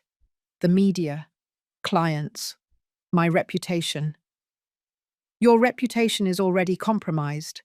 The question is, do you prefer to lose money and dignity by keeping silent? Or do you prefer to do the right thing, even if it hurts? Robert covered his face with his hands. I don't know what to do. Then don't do anything yet. Think about it. Consult with your lawyers. But son, remember something. Protecting the person who hurt you does not make you noble. It makes you an accomplice. 2 weeks later, Robert arrived with news. I sued her for fraud, falsification of documents, misuse of resources. And how do you feel? Terrible, but also relieved. Like I finally did something right after so much time doing everything wrong. How did she react? Furious. She called me. She yelled at me. She told me I was a monster. That how could I do that to her after everything we had been through together? And what did you answer? Nothing. I hung up. Because I realized something, Mum. That Chloe does the same thing I did to you. What thing? Manipulate with guilt. Remind me of everything she gave in the marriage. Make me feel like I owe her something. And for years it worked. But now I see the pattern, and I am not going to fall for it again. I felt proud. For the first time in a long time, I felt proud of my son. Well done. The following months were a legal whirlwind. Chloe's case progressed slowly. Her family hired expensive lawyers. They argued that Robert was pursuing her out of spite, that she was the victim. But the evidence was overwhelming. Forged signatures, unauthorized withdrawals, fraudulent loans. In February, the preliminary sentence arrived. Chloe was found guilty of fraud and falsification. She faced 5 years in prison, reducible to 3 with good behavior. Robert came to tell me that same day. How do you feel? I asked him. Confused. Part of me feels like justice was served. Another part feels guilty, like I destroyed her life. You did not destroy her life. She made decisions, bad decisions, and now she faces the consequences. That is not revenge. It is justice. I know, but it hurts anyway. Of course it hurts, because even if someone hurts you, that does not mean you stop being human. The pain is part of the process. Feel it. Don't avoid it. In March, more news arrived. The house. The house Robert built for me. The house they took from me. It turned out that Chloe had mortgaged it 3 times, without Robert's knowledge, using falsified documents. The banks were demanding immediate payment. Robert did not have that amount of cash. His business was doing well, but not that well. The only option was to sell the house. When he told me, I expected to feel satisfaction, poetic justice. The house they took from me is now being taken from them. But I did not feel that. I felt sadness, because that house represented a dream that rotted, that was contaminated, but that was once beautiful. I am sorry, son. Me too. I built that house thinking it would be our home forever. Yours, mine, my family's. But it was only the stage for our destruction. Houses are just walls. Home is built in the heart. Do you still feel like you have a home? I looked around my small room at Golden Villa. The bare walls, the simple furniture, the window that faced the parking lot. Yes, Here, in this small room, because here I found peace. And peace, son, is the only home that truly matters. The house was sold in April, at a much lower price than it was worth, because the sale was urgent. Robert managed to pay the debts. He was left with some money, but not much. He had to move to a small apartment in a less luxurious area. His business survived, but he had to reduce staff, close the big office, work from home. One day he told me, "I lost everything, Mum. The house, the money, the reputation, the friends who were only around for convenience. Everything." "Not everything. You still have yourself, and you have me, if you want me." "Of course I want you." "Then you did not lose everything." In May, while we were sitting in the garden of the residence, Robert told me something else. Chloe tried to commit suicide in jail. My heart stopped. What? She took pills. They found her in time. She is in the psychiatric hospital now. How are you with that? I don't know. I feel pity. I feel guilt. I feel everything and nothing at the same time. Did you go to see her? Yes. She didn't recognize me. Or she pretended not to recognize me. She is very ill, Mom. Very lost. Robert, this is important. None of what Chloe is living is your fault. She made decisions for years, decisions to lie, steal, manipulate, and when those decisions finally had consequences, her mind could not handle it. But that does not mean you caused her collapse. She destroyed herself. I know that rationally, but emotionally? Emotionally, you are going to carry this for a while, and that is okay. But don't let that guilt paralyze you. Because if I have learned anything, it is this. Life presents you with the consequences of your actions, not to punish you, but to teach you. We remained in silence. After a while, Robert spoke again. Do you know what the most ironic thing is? That all of this could have been avoided. If I had listened to you from the beginning, if I had seen what Chloe really was, if I had valued what I had before losing it. But you didn't. And you can't live in the what-ifs. You can only live in the now. And in the now, you have the opportunity to be better, to learn, not to repeat mistakes. Do you think I can ever have a family again? Be happy? Yes, but first you have to heal. You have to work on yourself, on your patterns, on your wounds.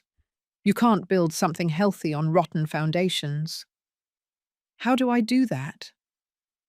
Therapy, time, honesty with yourself, and forgiveness toward Chloe, toward me, toward yourself.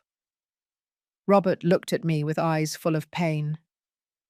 How do you forgive someone who almost destroyed you?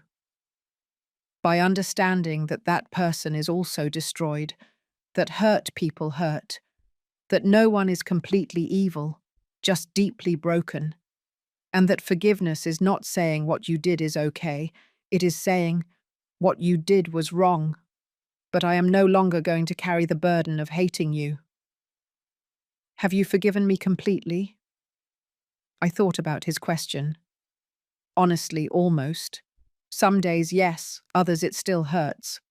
But every day I get closer. And that, son, is the best I can give you.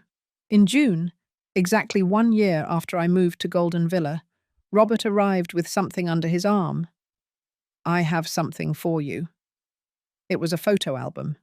But not just any album. It was a new one, with photos I had not seen. Photos of Robert as a baby that I thought were lost. Photos of Richard Young. Photos of our little New Jersey house. Where did you get this? From the basement of the house. Before selling it, I checked every box. I found this among the things Chloe had thrown away.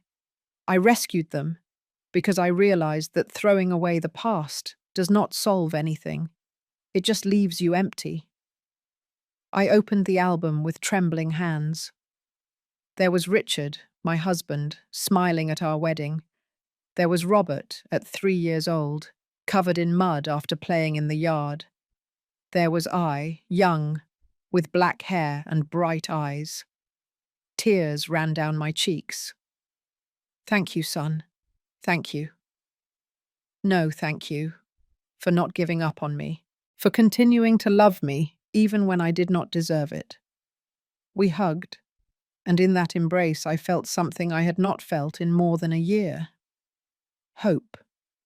Not the silly hope that everything would go back to how it was before, but the real hope that we could build something new, something different, something more honest.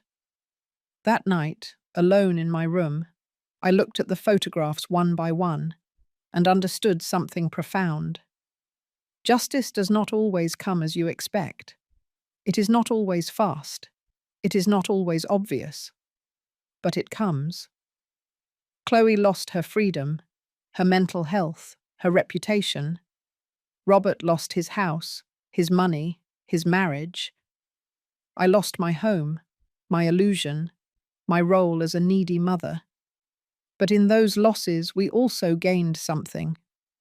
Chloe, perhaps, will have the opportunity to face her demons in therapy. Robert learned that material success is worth nothing without integrity. And I learned that my worth does not depend on how much others need me. Life always collects its debts, not with revenge, with lessons. And the deepest lessons always hurt. But that pain, makes us wise. 2 years after that day, I left the house I once called home for the last time.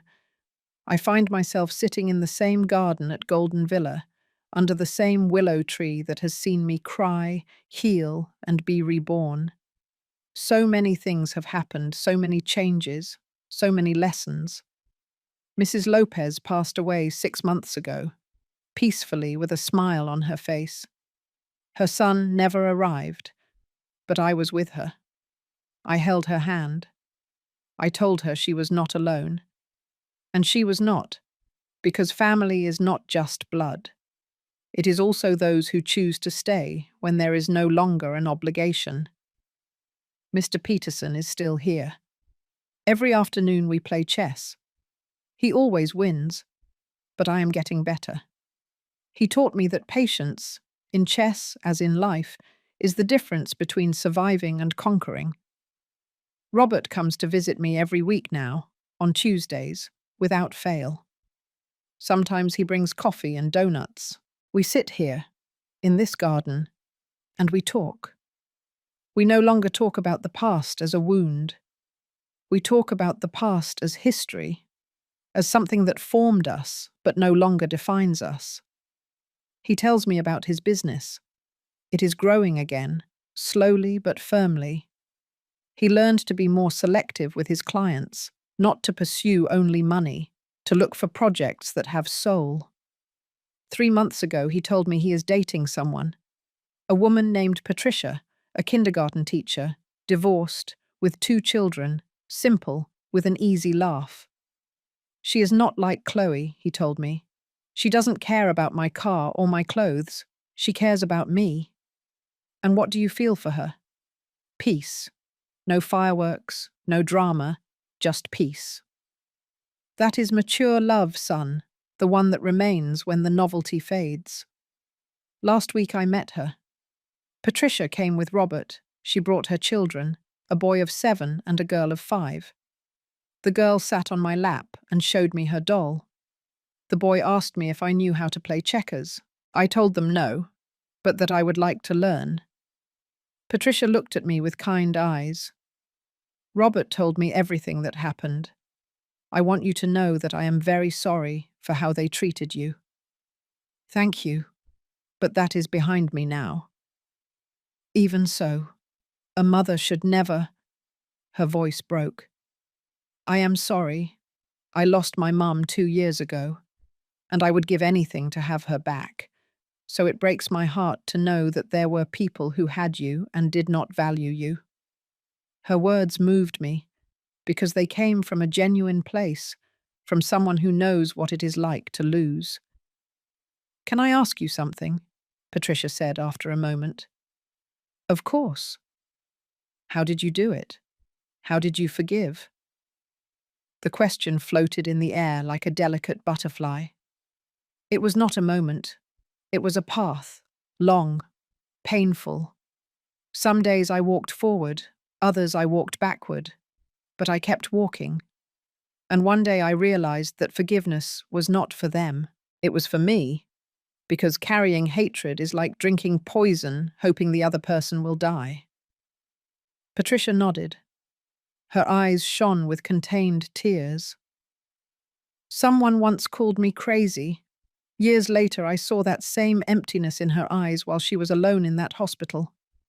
Life always collects its debts. Robert asked me what I meant. I told him that I had heard, from a neighbour at Golden Villa who had contacts, that Chloe was still interned in the psychiatric hospital, that her family had abandoned her, that she spent her days looking out the window, lost in her own thoughts. I don't feel triumph, I told Robert. I only feel sadness, because she was also a broken person, and no one helped her heal in time. Do you think I should go see her? Robert asked. I don't know. That is your decision. But if you go, let it be because you need it, not out of guilt. Robert did not go, and I understood, because some wounds need distance to close. This morning, while drinking my tea by the window, I received a call. It was from an unknown number. Mrs. Eleanor Stevens? Yes. This is Mr. Ramirez from the law firm Montes and Associates. My blood ran cold. That was the firm that had handled my exit from the house. What do you need? I am calling to inform you about a legal matter that concerns you. Could you come to our offices tomorrow at 10 o'clock in the morning? What is it about? I would prefer to explain it to you in person. It is delicate. I hung up with a bad feeling. I told Robert. He insisted on accompanying me. The next day we went to the firm together. It was an elegant building in Manhattan, marble floors, perfectly dressed receptionists. We were shown into an enormous office. Mr. Ramirez was a man about 60 years old, in a grey suit and reading glasses. Mrs. Stevens, thank you for coming. Mr. Robert, it is good that you accompany her. What is this? Robert asked defensively. Relax, it is nothing bad. In fact, it is something unexpected. He opened a folder on his desk. 3 years ago, your mother-in-law, Mrs. Martha Stevens, made a will. In it, she left a property in your name, Mrs. Stevens. I was speechless. Martha, Richard's mother, my mother-in-law. She had died 3 years ago. We were never close, but not enemies either. What property? A house in Palm Springs, California, with a large piece of land. Mrs. Stevens specified in her will that this property was for you, as a thank you for having taken such good care of her son Richard and her grandson Robert. But I didn't know anything about this. The will was opened when Mrs. Stevens died, but due to an administrative confusion, you were not notified in time. And then, with everything that happened with your living situation, the matter was archived. Until now, when I, reviewing pending cases, found this document. I looked at Robert. He was as surprised as I was. Does that mean my mother owns a house? Exactly.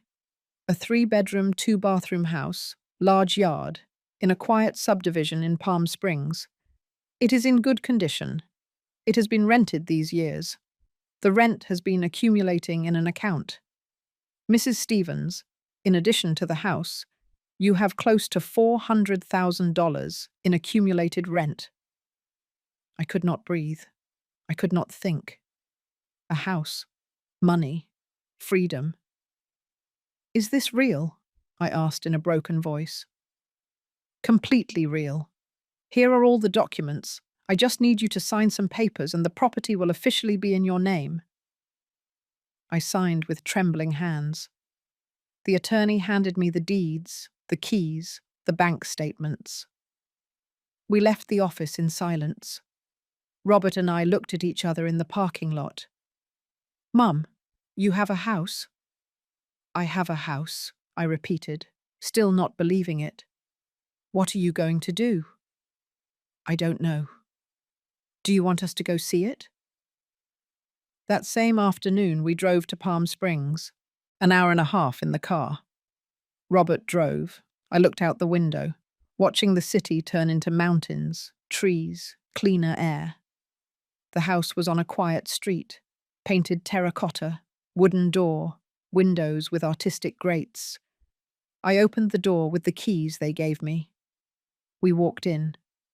The house smelled a little of sawdust, but it was clean. The furniture was simple but functional. The kitchen had a gas stove and wooden cabinets. The bedrooms had good light. The backyard had a mango tree and space for planting. I walked through every room, touched the walls, looked out the windows, and for the first time in years, I felt something I had forgotten. I felt that I was home. Not because it was luxurious, not because it was big, but because it was mine, completely mine. Robert found me in the yard, sitting under the mango tree. "What do you think?" he asked. "I think your grandmother had a good heart, and that maybe everything that happened had to happen for me to get here. Are you going to move?" "I don't know. I like Golden Villa. I have friends there. Routine. Peace. But this is yours.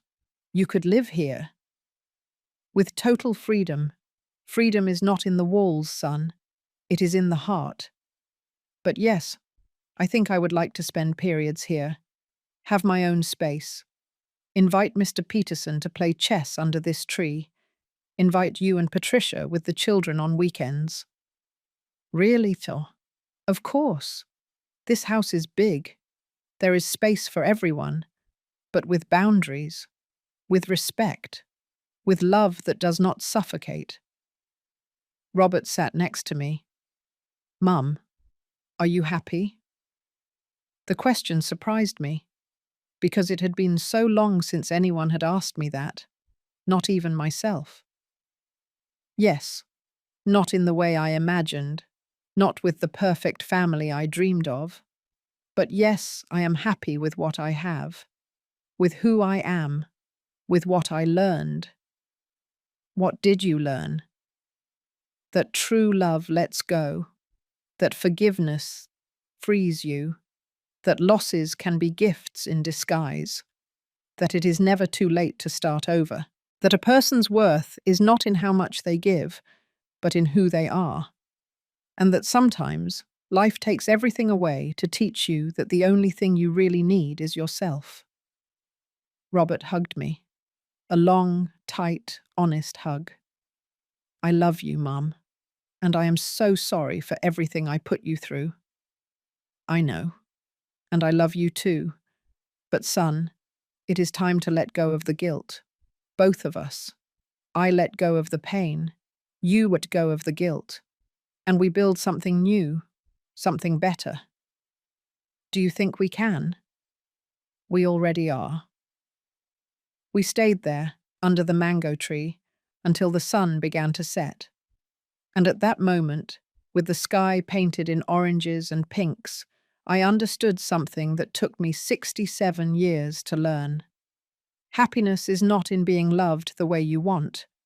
It is in loving yourself enough not to need external validation. It is in letting go of what hurts you, even if it hurts. It is in forgiving, not because the other person deserves it, but because you deserve peace. It is in understanding that people do the best they can with the tools they have. And it is in accepting that life always finds a way to balance the scores. Not with revenge, with justice, with time, with lessons that hurt, but that heal. 2 years have passed since that afternoon under the mango tree. Now I divide my time between Golden Villa and my house in Palm Springs. At Golden Villa, I have my community, my friends, my routine that gives me structure. In Palm Springs, I have my freedom, my garden, my space to think and create. I started writing stories of women who lost and found, who fell and got up, who were discarded and flourished anyway. Some of my companions at the residence ask me to read my stories to them. They cry.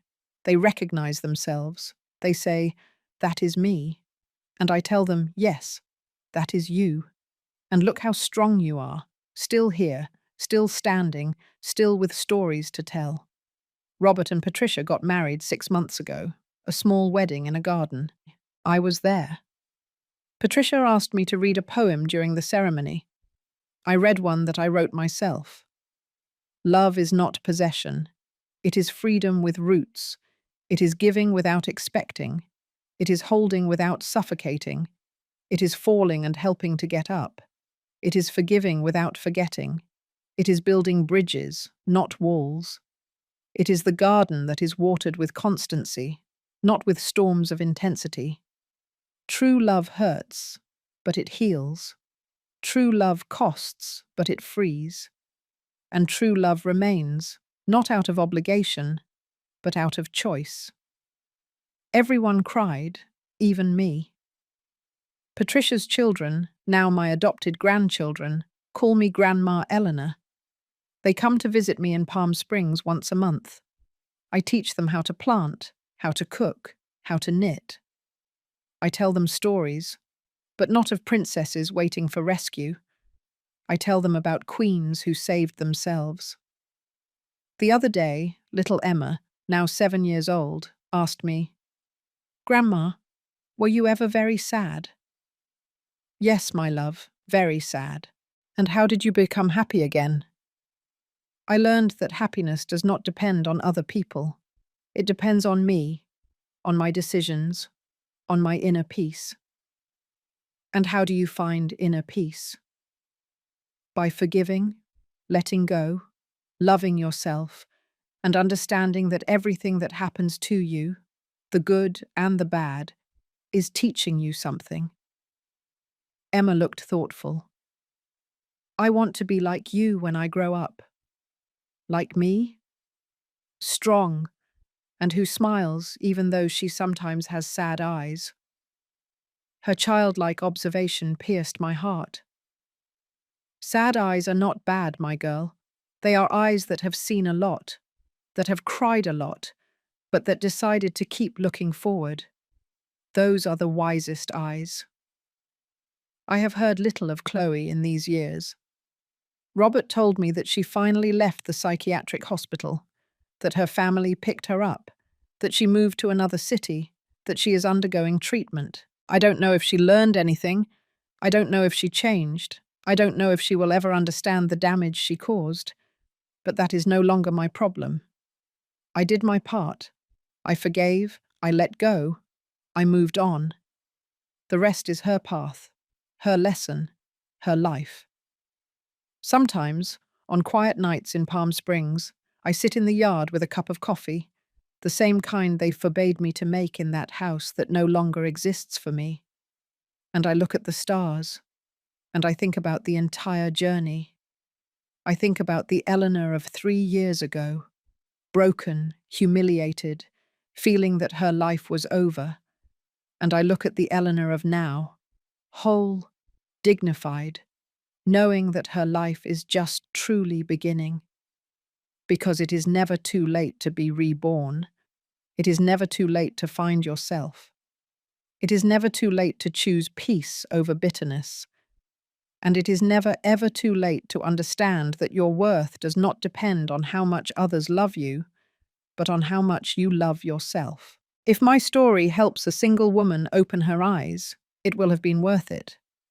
If a single person who is being discarded, forgotten, mistreated by their own family reads this, and understands that they are not alone, that there is a way out, that there is life after rejection, then everything I lived, everything I suffered, everything I lost will have had meaning.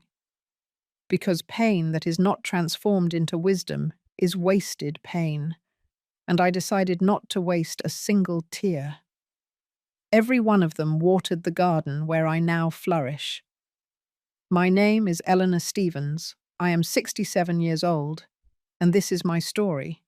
A story of loss, betrayal, pain, but also of rebirth, forgiveness, silent strength. A story that, I hope, helps you understand something fundamental. That when life takes everything from you, when you think there is nothing left, when the whole world turns its back on you, you still have yourself. And you, my dear friend who hears this, you are enough. You always have been. You just had to lose everything to discover it. May God bless you. May you find your peace. May you learn to let go of what hurts you. And may you never, ever forget your worth. Because you are invaluable, even if no one else sees it. Especially if no one else sees it. Until the next story. Until the next life lesson.